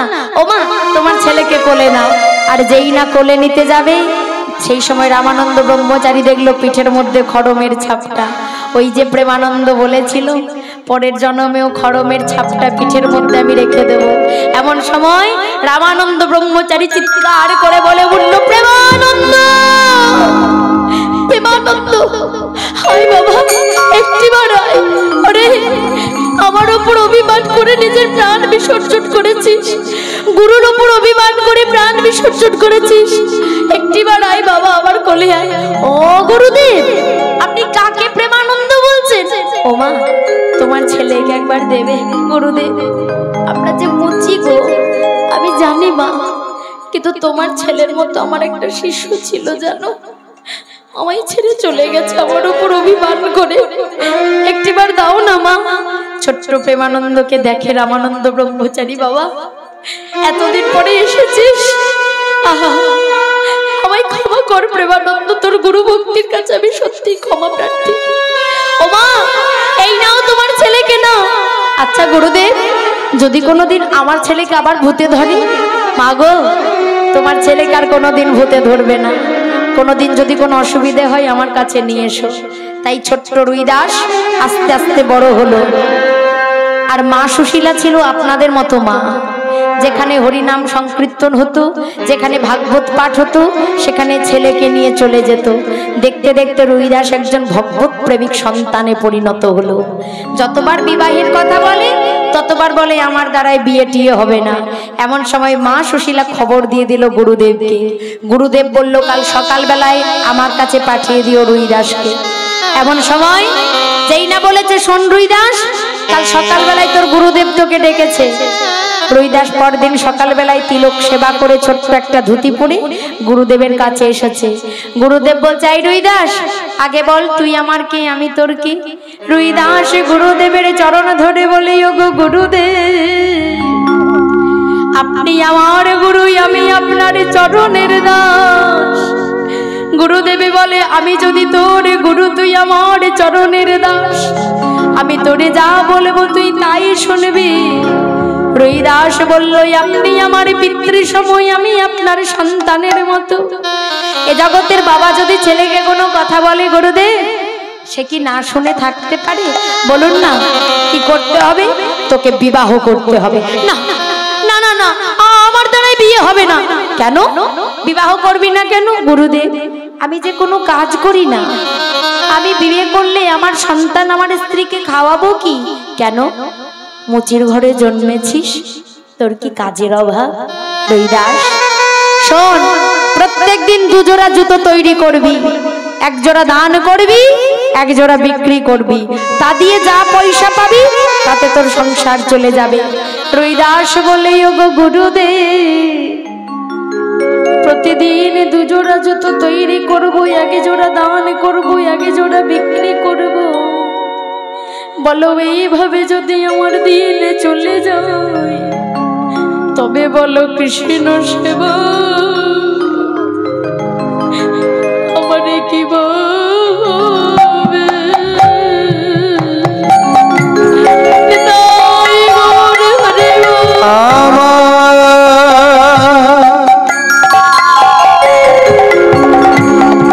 কৃষ্ণ সেবা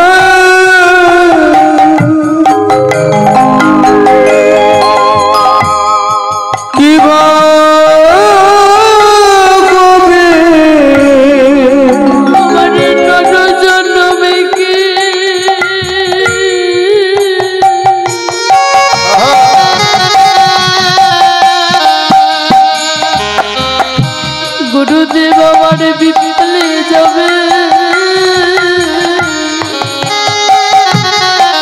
বলো কৃষ্ণ সেবা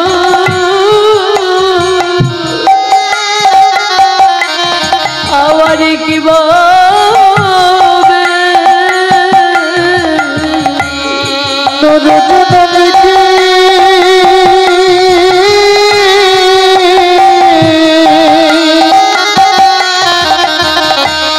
বলে যাবে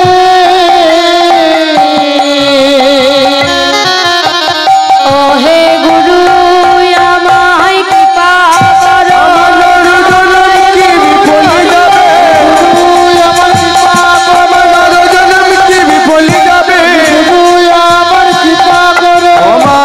কৃষ্ণ সেবা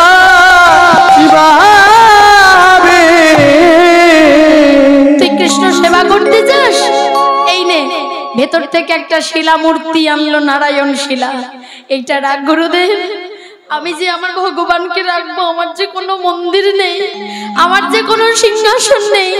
বারবার বল, মন্দির মন্দির মন্দির। ওরে রুইদাস, এ জগতের কোন ভক্ত যদি মনোমন্দির ভক্তি সিংহাসনে যদি সাজাইয়া রাখে, আমার ভগবান যে আর কোনো মন্দিরের প্রয়োজন হয় না রে, সোনার সিংহাসনের প্রয়োজন হয় না। ও মায়েরা, ভগবানকে রাখতে গেলে যদি মনের মন্দিরটা সাজানো যায়, আর তাতে যদি ভক্তির সিংহাসন থাকে বাবু, আমার ভগবান সেই ভক্তির মনোমন্দির শক্তি ভক্তির সিংহাসনে বিরাজ করে থাকে। যা শোন, যে চামড়া দিয়ে জুতো তৈরি করবি, ওই চামড়া দিয়ে একটা থলি বানাবি, আর ওই থলিতেই ভগবানের সেবা দিবি। ঠিক আছে। বিবাহ করলো, স্ত্রীর নাম কোহেলি দেবী, সন্তান হলো রামদাস। আর কি করলো? রুইদাস এবার জুতো সেলাই করছে, জুতো সেলাই করে আর ভগবানের নাম করে। কেমন ভাবে? ও কভি রাম বনকে कभी शाम बन के चलिया ना प्रभु जी चलिया ना। उलूध्वनि हरि हरि बोल हरि बोल। कभी राम बन के कभी शाम बन के चलिया ना प्रभु जी चलिया ना। कभी राम बन के कभी शाम बन के चलिया ना प्रभु जी चलिया ना। राम बन के कभी शाम बन के चलिया ना प्रभु जी चलिया ना।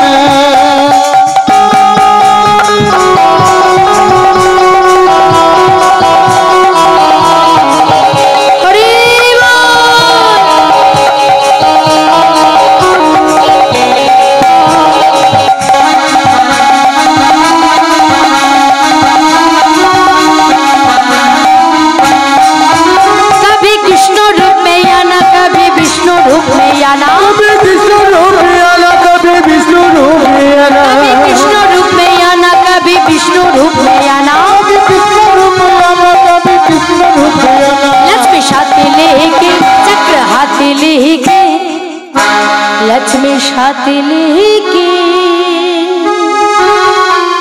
चक्र हाथी लेके चलिया ना प्रभु जी चलिया ना। कभी राम बन के कभी शाम बन के चलिया ना प्रभु जी चलिया ना। चलिया ना प्रभु जी चलिया ना। चलिया ना प्रभु जी चलिया ना। चलिया ना प्रभु जी चलिया ना। चलिया ना प्रभु जी चलिया ना। एबार कभी राम बन के शाम बन के चलिया ना प्रभु जी चलिया ना যখন বলেছে, ভগবান চিন্তা করছে এত করে যখন ডাকছে তখন ভক্তকে একবার পরীক্ষা করতে হবে। তাই ভগবান সওদাগর বেশ ধারণ করে এইবার রুইদাসের কাছে আসছে। সওদাগর কাদের বলি? যারা ব্যবসা বাণিজ্য করে দেশে দেশে ঘুরে বেড়ায়। মাথায় একটা পাগড়ি বাঁধা আছে, হাতে একটা লাঠি, তার উপর একটা ঝোলা বাঁধা, আর একটা ঢিলে ঢালা পোশাক পরে রুইদাসের কাছে আসছে। সেই রুইদাস যেখানে তালপাতার কুড়ে ঘরে জুতো সেলাই করছে সেখানে এসে দাঁড়িয়েছে। প্রচন্ড জল পিপাসা পেয়েছে। হাওয়ায় একটু জল দেবে গো, একটু জল দাও না। রুইদাস বলছে, দেখো আমি তো মুচির ছেলে, আমি জল দিতে পারবো না। ওই দূরে ওই ব্রাহ্মণ পাড়াটা দেখছো না, ওখানে চলে যাও। না না না, আমি আর যেতে পারছি না, আমায় একটু জল দাও না। কি মুশকিলে পড়লাম রে বাবা, এ তো কোনো কথাই শোনে না। আচ্ছা দাঁড়াও দাঁড়াও, রুইদাস একটা মাটির ভাণ্ড নিয়ে গিয়ে গঙ্গার জলে ভালো করে পরিষ্কার করে এক ভাণ্ড জল এনে সওদাগরের হাতে দেয়। আর যেই না সওদাগরের হাতে দিয়েছে, সওদাগর বেশি ভগবান বলল, ওগো রুইদাস, এ জগতে যদি কেউ আমায় এক গুণ দান করে দেয়, আমি তো কারোর কাছে কখনো কবুরিনী হয়ে থাকি না। একটা পাথর রুইদাসের হাতে তুলে দিল সওদাগর। রুইদাসের হাতে ছিল চামড়া কাটার লোহার ছুরি। না জানি কখন ওই ছুরিটা সোনা হয়ে গেছে। আর যেই না সোনা হয়ে গেছে, রুইদাসের পাথরটা ছুঁড়ে ফেলে দিয়ে বলে, কে তুমি? চলে যাও, দূর হয়ে যাও, আর কোনোদিন আসবে না। এখন আমি কি করব? আমার লোহার ছুরি সোনা হয়ে গেল কি করে? ও মায়েরা, পাথরটা কি পাথর ছিল গো? ওগো পরশ পাথর, যার পরশে লোহাও সোনা হয়ে যায়। একই আমার লোহার ছুরি সোনা হয়ে গেল কেন? চলে যাও, এই পাথর তুমি নিয়ে যাও, কোনোদিন আসবে না তুমি। চলে যাও, চলে যাও, তুমি আর কোনোদিন আমার কাছে জল চাইতে আসবে না। হ্যাঁ, এত বড় স্পর্ধা তোমার, তুমি আমি এখন কি করি? অন্তর্যামী গোবিন্দ মনে মনে খুশি হলো। বা রুইদাস, বা ভক্ত আমায় ভালোবাসে, পরশ পাথরকে নয়। সওদাগর বলল, দেখো আমি ওই পাথর নিতে পারবো না। কেন পারবে না? তুমি নিয়ে যাও, কেন পারবে না? আমি একবার যাকে যা দিয়ে দিই আর কখনো ফিরিয়ে নেই না। এই দেখো, তুমি যখন ফিরিয়ে নেবে না, ওই পাথরটা আমার চালে তোলা রইল। আর কোনোদিন তুমি আমার কাছে জল চাইতে আসবে না, আর কোনোদিন তুমি এদিকে আসবে না। সওদাগর চলে গেল। হঠাৎ রুইদাসের স্ত্রী এলো কুহেলি দেবী, স্বামী প্রত্যেকদিন দুজোড়া জুতো তৈরি করো, একটু তো বেশি জুতো তৈরি করতে পারো, কেননা এক জোড়া দান করো, এক জোড়া বিক্রি করো। হ্যাঁ গো স্বামী, এ জগতে এক জোড়া জুতো বিক্রি করে কি কারোর সংসার চলে? ও মায়েরা, চলবে কারোর? একটু তো বেশি তৈরি করতে পারো। রুইদাস বললে, ওগো কুহেলি গো, তুমি তো জানো না আমি গুরুদেবের কাছে প্রতিজ্ঞাবদ্ধ। আমি প্রতিদিন 2 জোড়া তৈরি করব, 1 জোড়া দান করব, 1 জোড়া বিক্রি করব। সে নয় তো আমি জানলাম, কিন্তু স্বামী ছেলে যে বারবার খিদের জন্য কাঁদে, পেট পুড়ে তো খেতে দিতে পারি না। খেতে দিতে পারো না? ঠিক আছে, খাবারে যখন হয় না, এ জগতে আরো একটা জিনিস আছে, কি জানো? এ জগতে যদি কারোর খাবারে ক্ষুধা তৃষ্ণা নিবারণ না হয়, একটা বস্তু আছে, যদি একবার কেউ গ্রহণ করে, তারে ক্ষুধা তৃষ্ণা সব দূরে চলে যাবে। বলো স্বামী কি? শোনো শোনো, বলি, ওরে বদনে কৃষ্ণ নামে দিও হৃদয় গৌর হরি, ওরে বদনে কৃষ্ণ নামে দিও, যে নামে খোদা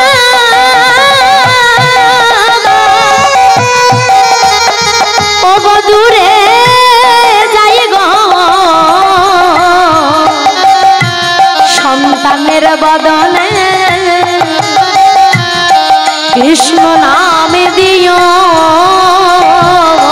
নামে খোদা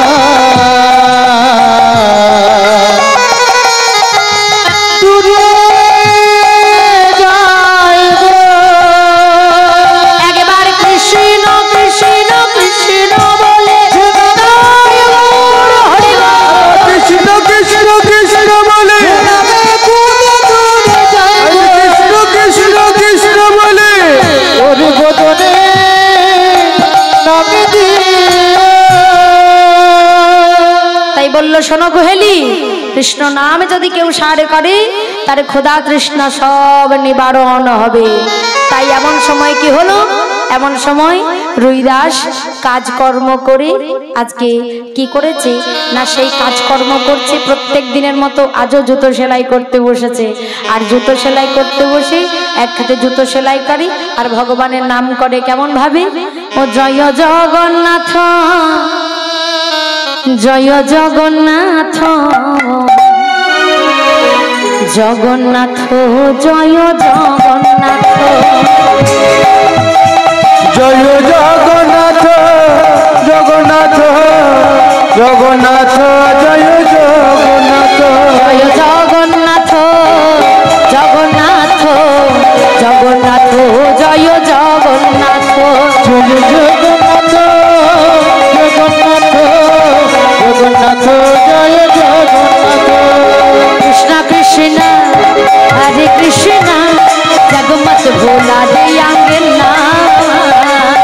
কৃষ্ণ হরে কৃষ্ণ জগমগ ভোলারি আঙ্গিনা কৃষ্ণ কৃষ্ণ হরে কৃষ্ণ জগমগ ভোলারি আঙ্গিনা কৃষ্ণ কৃষ্ণ হরে কৃষ্ণ জগমগ ভোলারি আঙ্গিনা জয় রাধা মাধব রাধা মাধব রাধা মাধব জয় রাধা মাধব জয় রাধা মাধব রাধা মাধব রাধা মাধব জয় রাধা মাধব।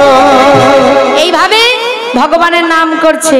আর এমন সময় কি হলো, ওই পথ দিয়ে চলে যাচ্ছিল কাশীধামের মহারানী ঝালি। আর সেই কাশীধামের রানী বড় দয়ালু প্রকৃতির। দেখতে দেখতে তখন রুইদাসের 75 বছর বয়স। পিতৃবিয়োগ মাতৃবিয়োগ হয়ে গেছে। যা কিছু ছিল সবই কিছু আজকে গোবিন্দচরণে সমর্পণ করেছে রুইদাস। রুইদাসের স্ত্রী রুইদাসের সন্তানকে নিয়ে রুইদাস থাকে। এত অভাব, একবেলা খেতে পাই একবেলা খেতে পাই না, তবু কিন্তু গোবিন্দের ভজন সাধন ছাড়েনি বাবা। কর্মই হলো শ্রেষ্ঠ। তাই কি হলো, আজকে সেই রুইদাস আজও জুতো সেলাই করছে। আর 75 বছর বয়স, চুলে তেল নেই, উস্কো খুস্কো চুল, পরনে যে ধুতিটা পরে আছে নোংরা ধুতি, একদম ময়লায় পরিপূর্ণ হয়ে গেছে, চামড়াগুলো যেন কেমন কুচকে গেছে। মহারানী ঝালি ওই রাস্তা দিয়ে রথে করে চলে যায়। আর রানীমা ছিল একটু দয়ালু প্রকৃতির। তা দেখলো একটা বয়স্ক মানুষ এইভাবে জুতো সেলাই করছে, তাই দাসীকে বলছে, এই দাসী দাসী ওকে একটা সোনার টাকা দিয়ে এসো তো। যেই না সোনার টাকাটা নিয়ে গিয়ে কি করেছে না, রুইদাসকে দিতে গেছে, যে এই নাও এই সোনার টাকা নাও। রুইদাস করজোড়ে বলছে, আগে আমায় মাফ করবেন, আমি নিতে পারবো না। কেন নিবি না?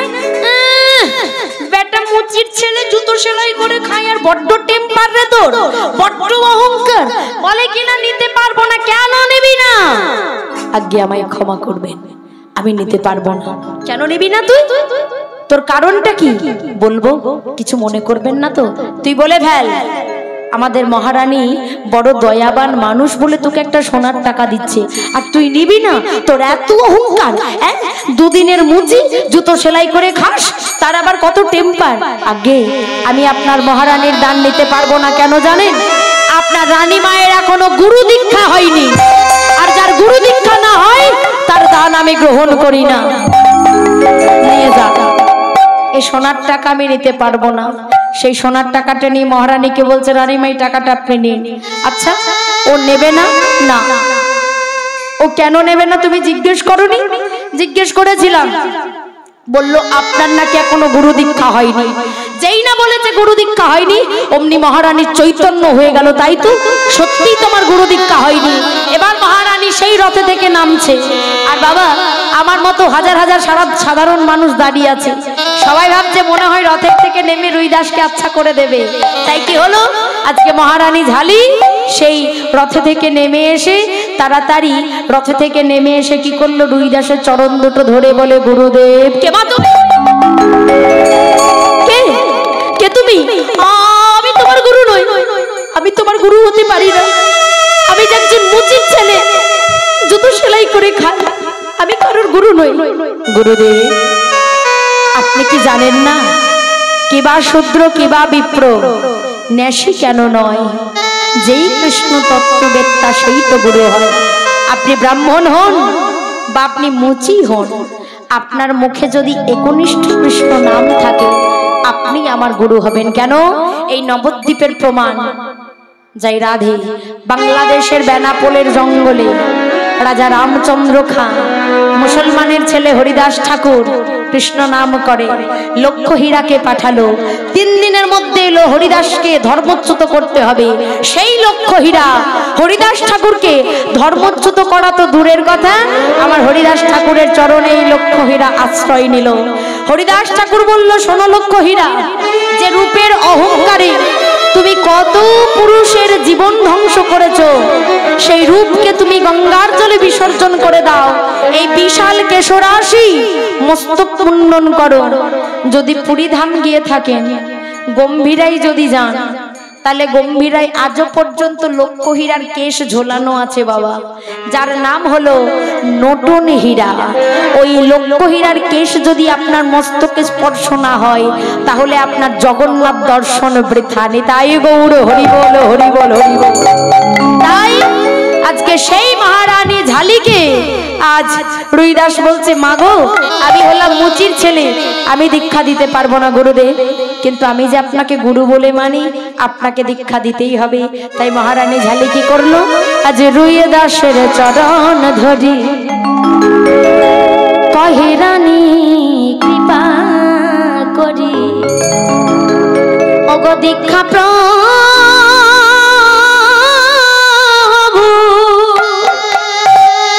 দাও গো আমারে, দীক্ষা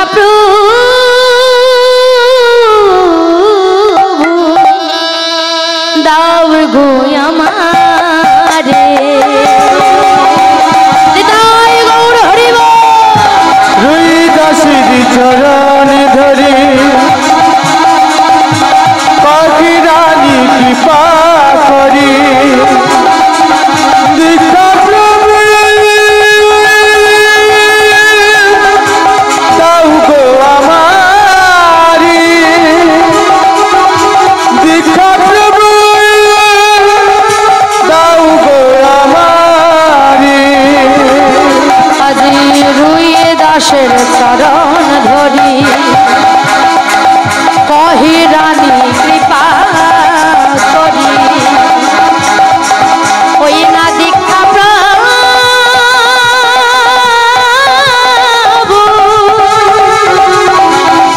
ও গো দাও গো আমারে, দীক্ষা প্রভু দাও গো আমারে। রুইদাসের চরণ ধরি কহে রানী কৃপা করি, দীক্ষা প্রভু দাও গো আমায়, দীক্ষা প্রভু দাও গো আমায়। ও গুরুদেব শোনো শোনো, ও গো তোরে বারে বারে বারে বারে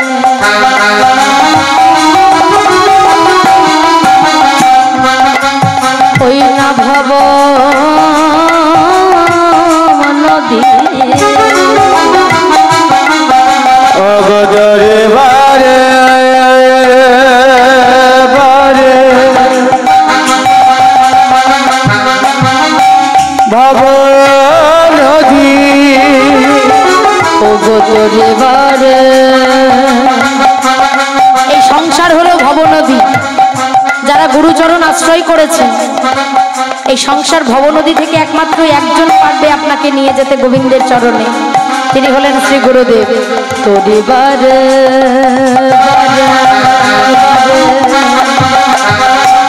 ভব নদী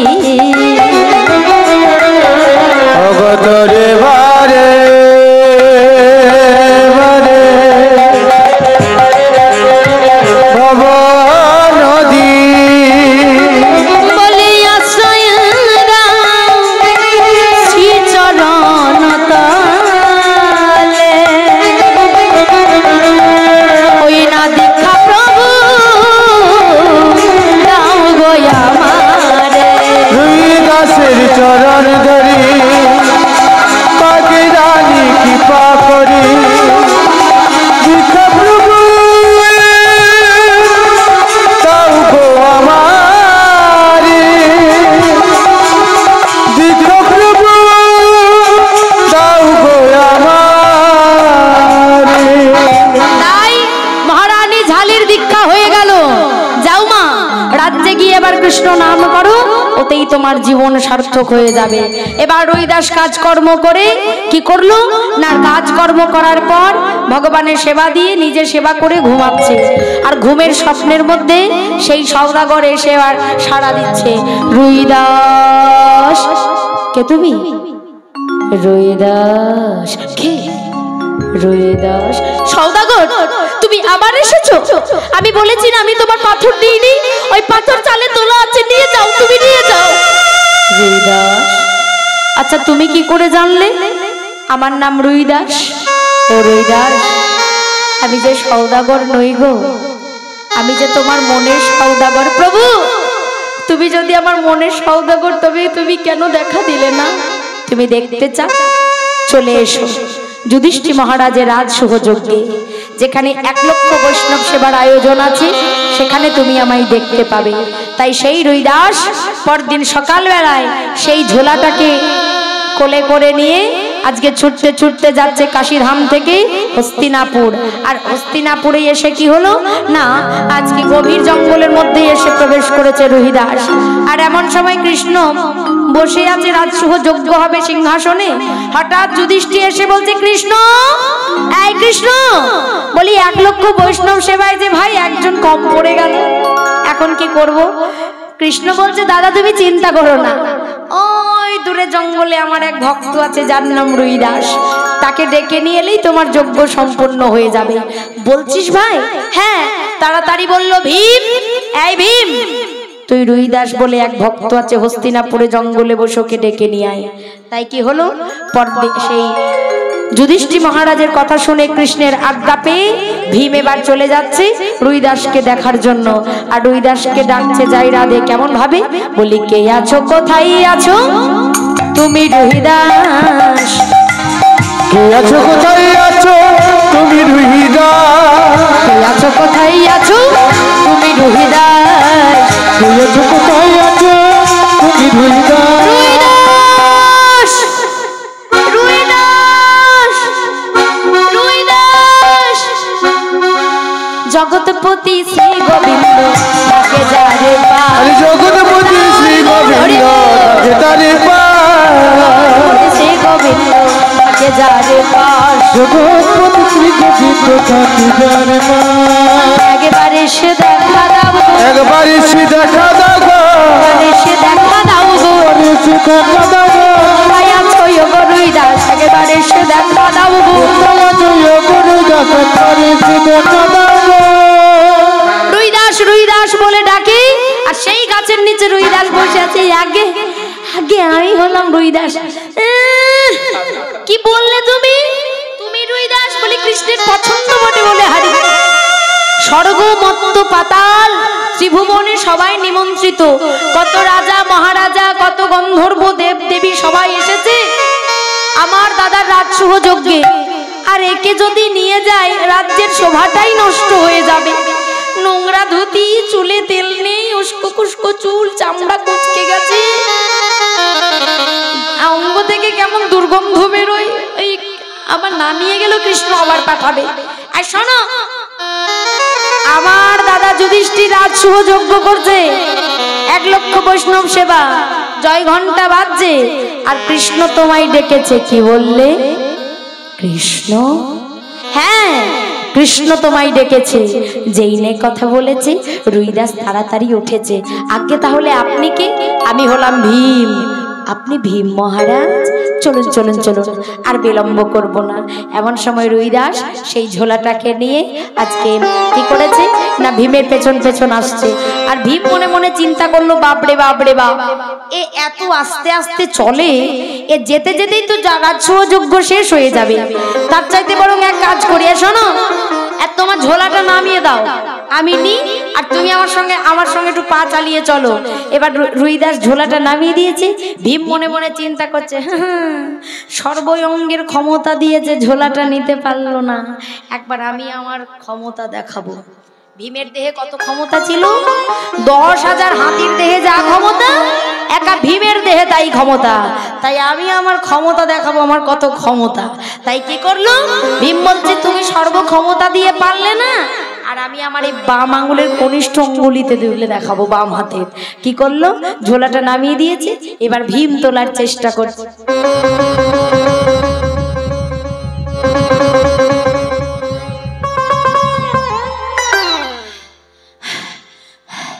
প্রচন্ড ভারী, এ তো তুলতে পারি না। বাম হাত দিয়ে চেষ্টা করলো তাও পারলো না, ডান হাত দিয়ে চেষ্টা করলো তাও পারলো না। আচ্ছা প্রেস্টিজ বলে তো একটা ব্যাপার আছে। আচ্ছা এবার দুটো হাত দিয়েই তুলি, এবার দু হাত দিয়ে ভীম তোলার চেষ্টা কর।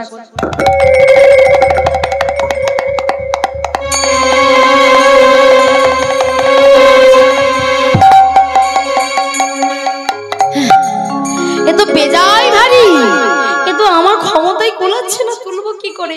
মনে মনে চিন্তা করছে, অহংকার করেছিলাম, এবার একটু কথাটা ঘুরিয়ে বলতে হবে। এই শোনো, তোমার ঝোলাটা আমি কেন তুলতে পারছি না জানো? তোমার ঝোলাটা বড্ড নোংরা, বড্ড দুর্গন্ধ উঠছে, ঝোলার কাছেই যাওয়া যায় না। বাপরে বাপ, বড্ড নোংরা, ও ঝোলা আমি নিতে পারবো না, তুমি তোমার ঝোলাটা নাও।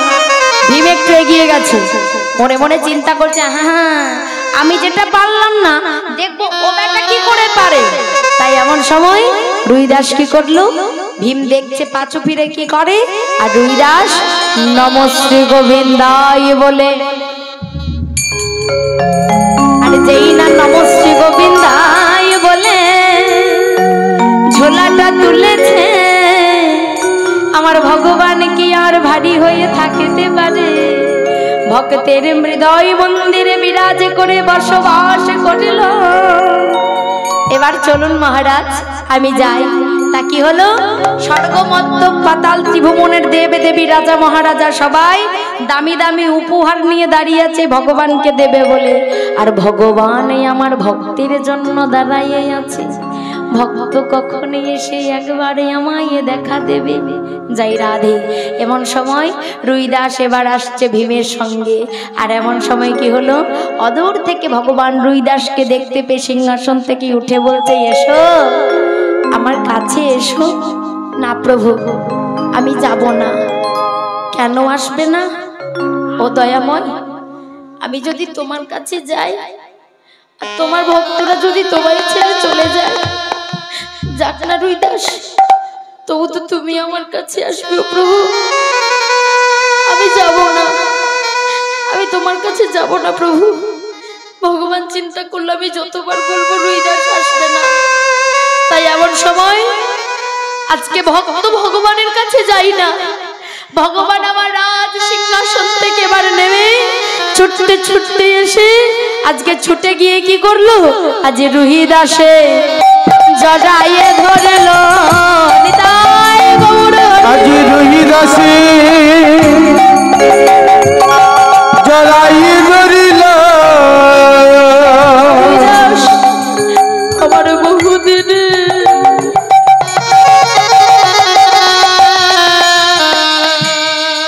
মনের আশা ছিল, আজ রুইদাসে দেখো জড়াইয়ে ধরলো। বহুদিন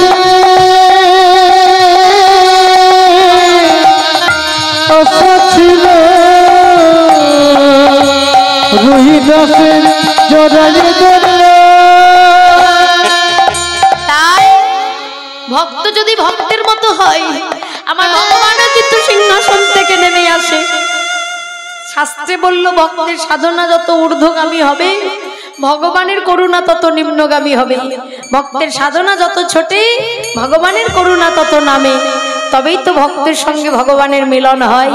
শেকড়ার দোকানে সোনা বিক্রয় করতে গেলে শেকড়া যাচাই করে দেখে যে সোনা দিয়েছেন তার মধ্যে কতটা খাদ আছে, কতটা সোনা আছে। ভক্তি সোনা ভগবানের চরণে দেবেন, ভগবান যাচাই করে দেখবে না বাবা?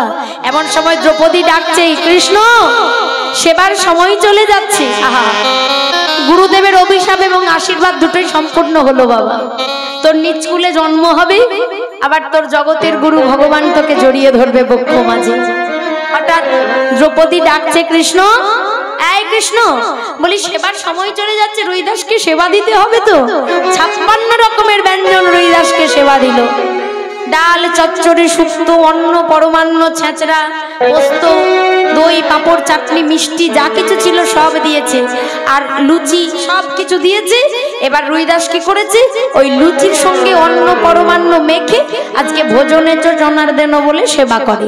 আর মা দ্রৌপদী তখন একটা অহংকারের কথা ভেবেছে, কি না মুচি হয়ে লুচির মর্ম কি আর বোঝে। ও মায়েরা, বলি লুচির সঙ্গে কি আর অন্ন মেখে খাওয়া যায় গো? আর মা দ্রৌপদী যেই না অহংকারে কথা ভেবেছি যে জয় ঘন্টা বাজছিল সেটা বন্ধ হয়ে গেছে, দ্রৌপদী চিন্তা করছে তবে কি বৈষ্ণব সেবায় কোনো অপরাধ হলো? তাড়াতাড়ি ডাকছে, কৃষ্ণ কৃষ্ণ, আমি কি কোনো ভুল করলাম? অন্তর্যামী গোবিন্দ সবই জানে। বলল, দ্রৌপদী তুমি আমার কাছে অপরাধ করনি, তুমি অন্যায় করেছো, অপরাধ করেছো রুই দাসের কাছে, আমার কাছে ক্ষমা চেও না, আমি তোমায় ক্ষমা করতে পারবো না। ক্ষমা যদি চাইতে হয় রুই দাসের কাছে চাও। কেন জানো? তুমি বৈষ্ণব সেবার আয়োজন করেছো। দ্রৌপদী বৈষ্ণবেতে হইয়ে যদি ক্ষুদ্র অপরাধ, ক্ষুদ্র অপরাধ মহাভোজন হইতে পড়ে যাইবা, পড়ে যাইবা, বৈষ্ণব দেখিয়া যে নানুয়াই মুন্ড, নানুয়াই মুন্ড, আর মুন্ড পড়ে গিয়ে নরকের কুণ্ড, নরকের কুণ্ড। সব অপরাধের ক্ষমা হয় কিন্তু বৈষ্ণব অপরাধের ক্ষমা হয় না। আমার ভগবান সব অপরাধ ক্ষমা করেছে কিন্তু দুটো অপরাধ পারেনি বাবা, একটা নামে অপরাধ আর একটা সেবায় অপরাধ। যাও দ্রৌপদী, তুমি রুই দাসের কাছে গিয়ে ক্ষমা চাও। রুই দাসের কাছে এসে বলছে, রুই দাস তুমি আমায় ক্ষমা করো। কেন মা? না তুমি যখন ওই ডাল অন্ন পরমান্ন লুচি শুক্তো পোস্ত একসঙ্গে মেখে খাচ্ছিলে তখন আমি ভেবেছিলাম মুচি হয়ে লুচির মর্ম কি আর বোঝে। রুই দাস বলল, ও মা আসলে আমি যা কিছু খাই সবই আমার ভগবানকে ভোগ লাগিয়ে খাই, আমি যদি একটা একটা করে খেতাম তাহলে সেবার থালাটা আমার এঁঠো হয়ে যেত, এঁঠো প্রসাদ কি আমি কখনো আমার ভগবানকে দিতে পারি? তাই আমি সব একসঙ্গে মেখে আমি ভগবানকে আগে দিয়েছি, তারপর সেবা করেছি। ও মা আমি তোমায় ক্ষমা করে দিয়েছি। যেই নে কথা বলেছি, যে জয় ঘন্টা বন্ধ হয়ে গিয়েছিল কি হলো?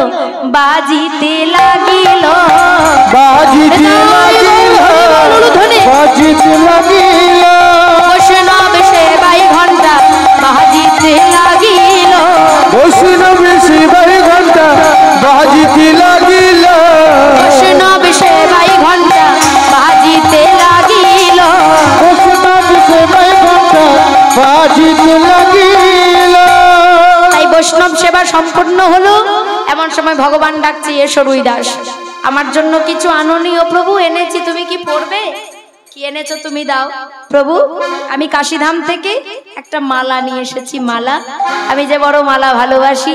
তাই রুই দাস ভগবানের গলায় মালাখানা পরিয়ে দিল, আর মালাখানা পরিয়ে দেওয়ার পর বলল, এসো আমার কাছে এসো। তাই ভক্ত ভগবানের মিলন আপনাদের হৃদয় বৃন্দাবনে এখানেই রাখবো যাই রাধে। তাই ভক্ত ভগবানের চরণ আশ্রয় করে বলল, প্রভু তোমার চরণ ছাড়া আর আমার কোনো কিছু কামনা নেই। তাই আজকে রুই দাস চাইছে, গোবিন্দ দিতে যদি হয় আমাকে এই দাও। কি দেবে জানো? চরণ ধুলি ছাড়া চাই না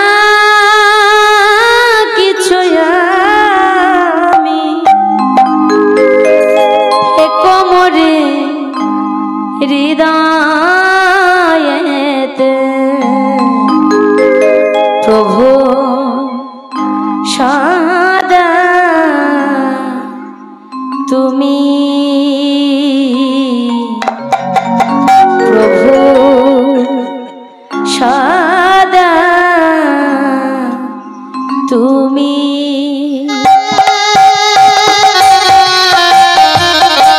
চরণ ধুলি ছাড়া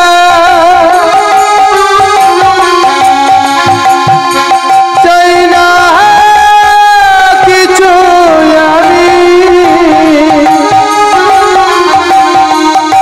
থেকো মরি হৃদয়েতে প্রভু সদা তুমি,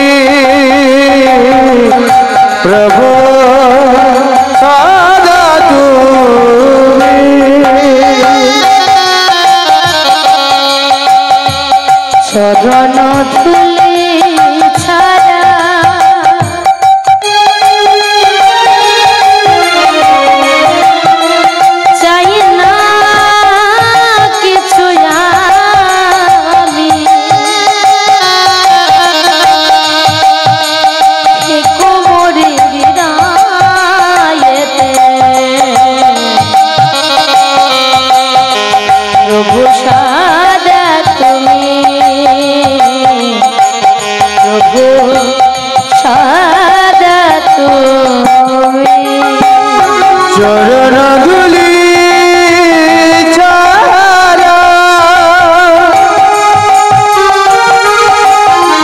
চাই না কিছু আমি থেকো মরি হৃদয়েতে প্রভু সদা তুমি প্রভু সদা তুমি যেদিকে তাকায় দেখি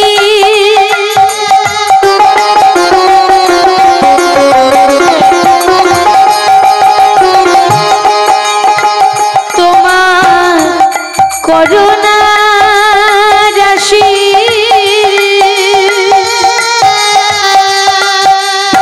শ্রবণ শুনি যে শুধু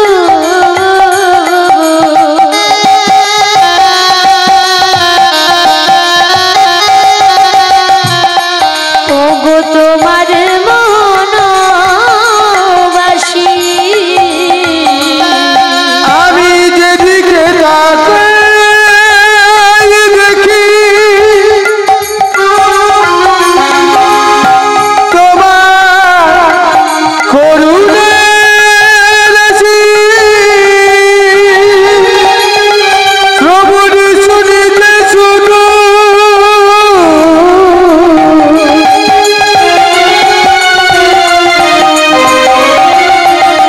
তোমার মগনবাসী সকল কাজের মাঝে আমি তোমাকে যে জানি সকল কাজের মাঝে তোমাকে যে জানি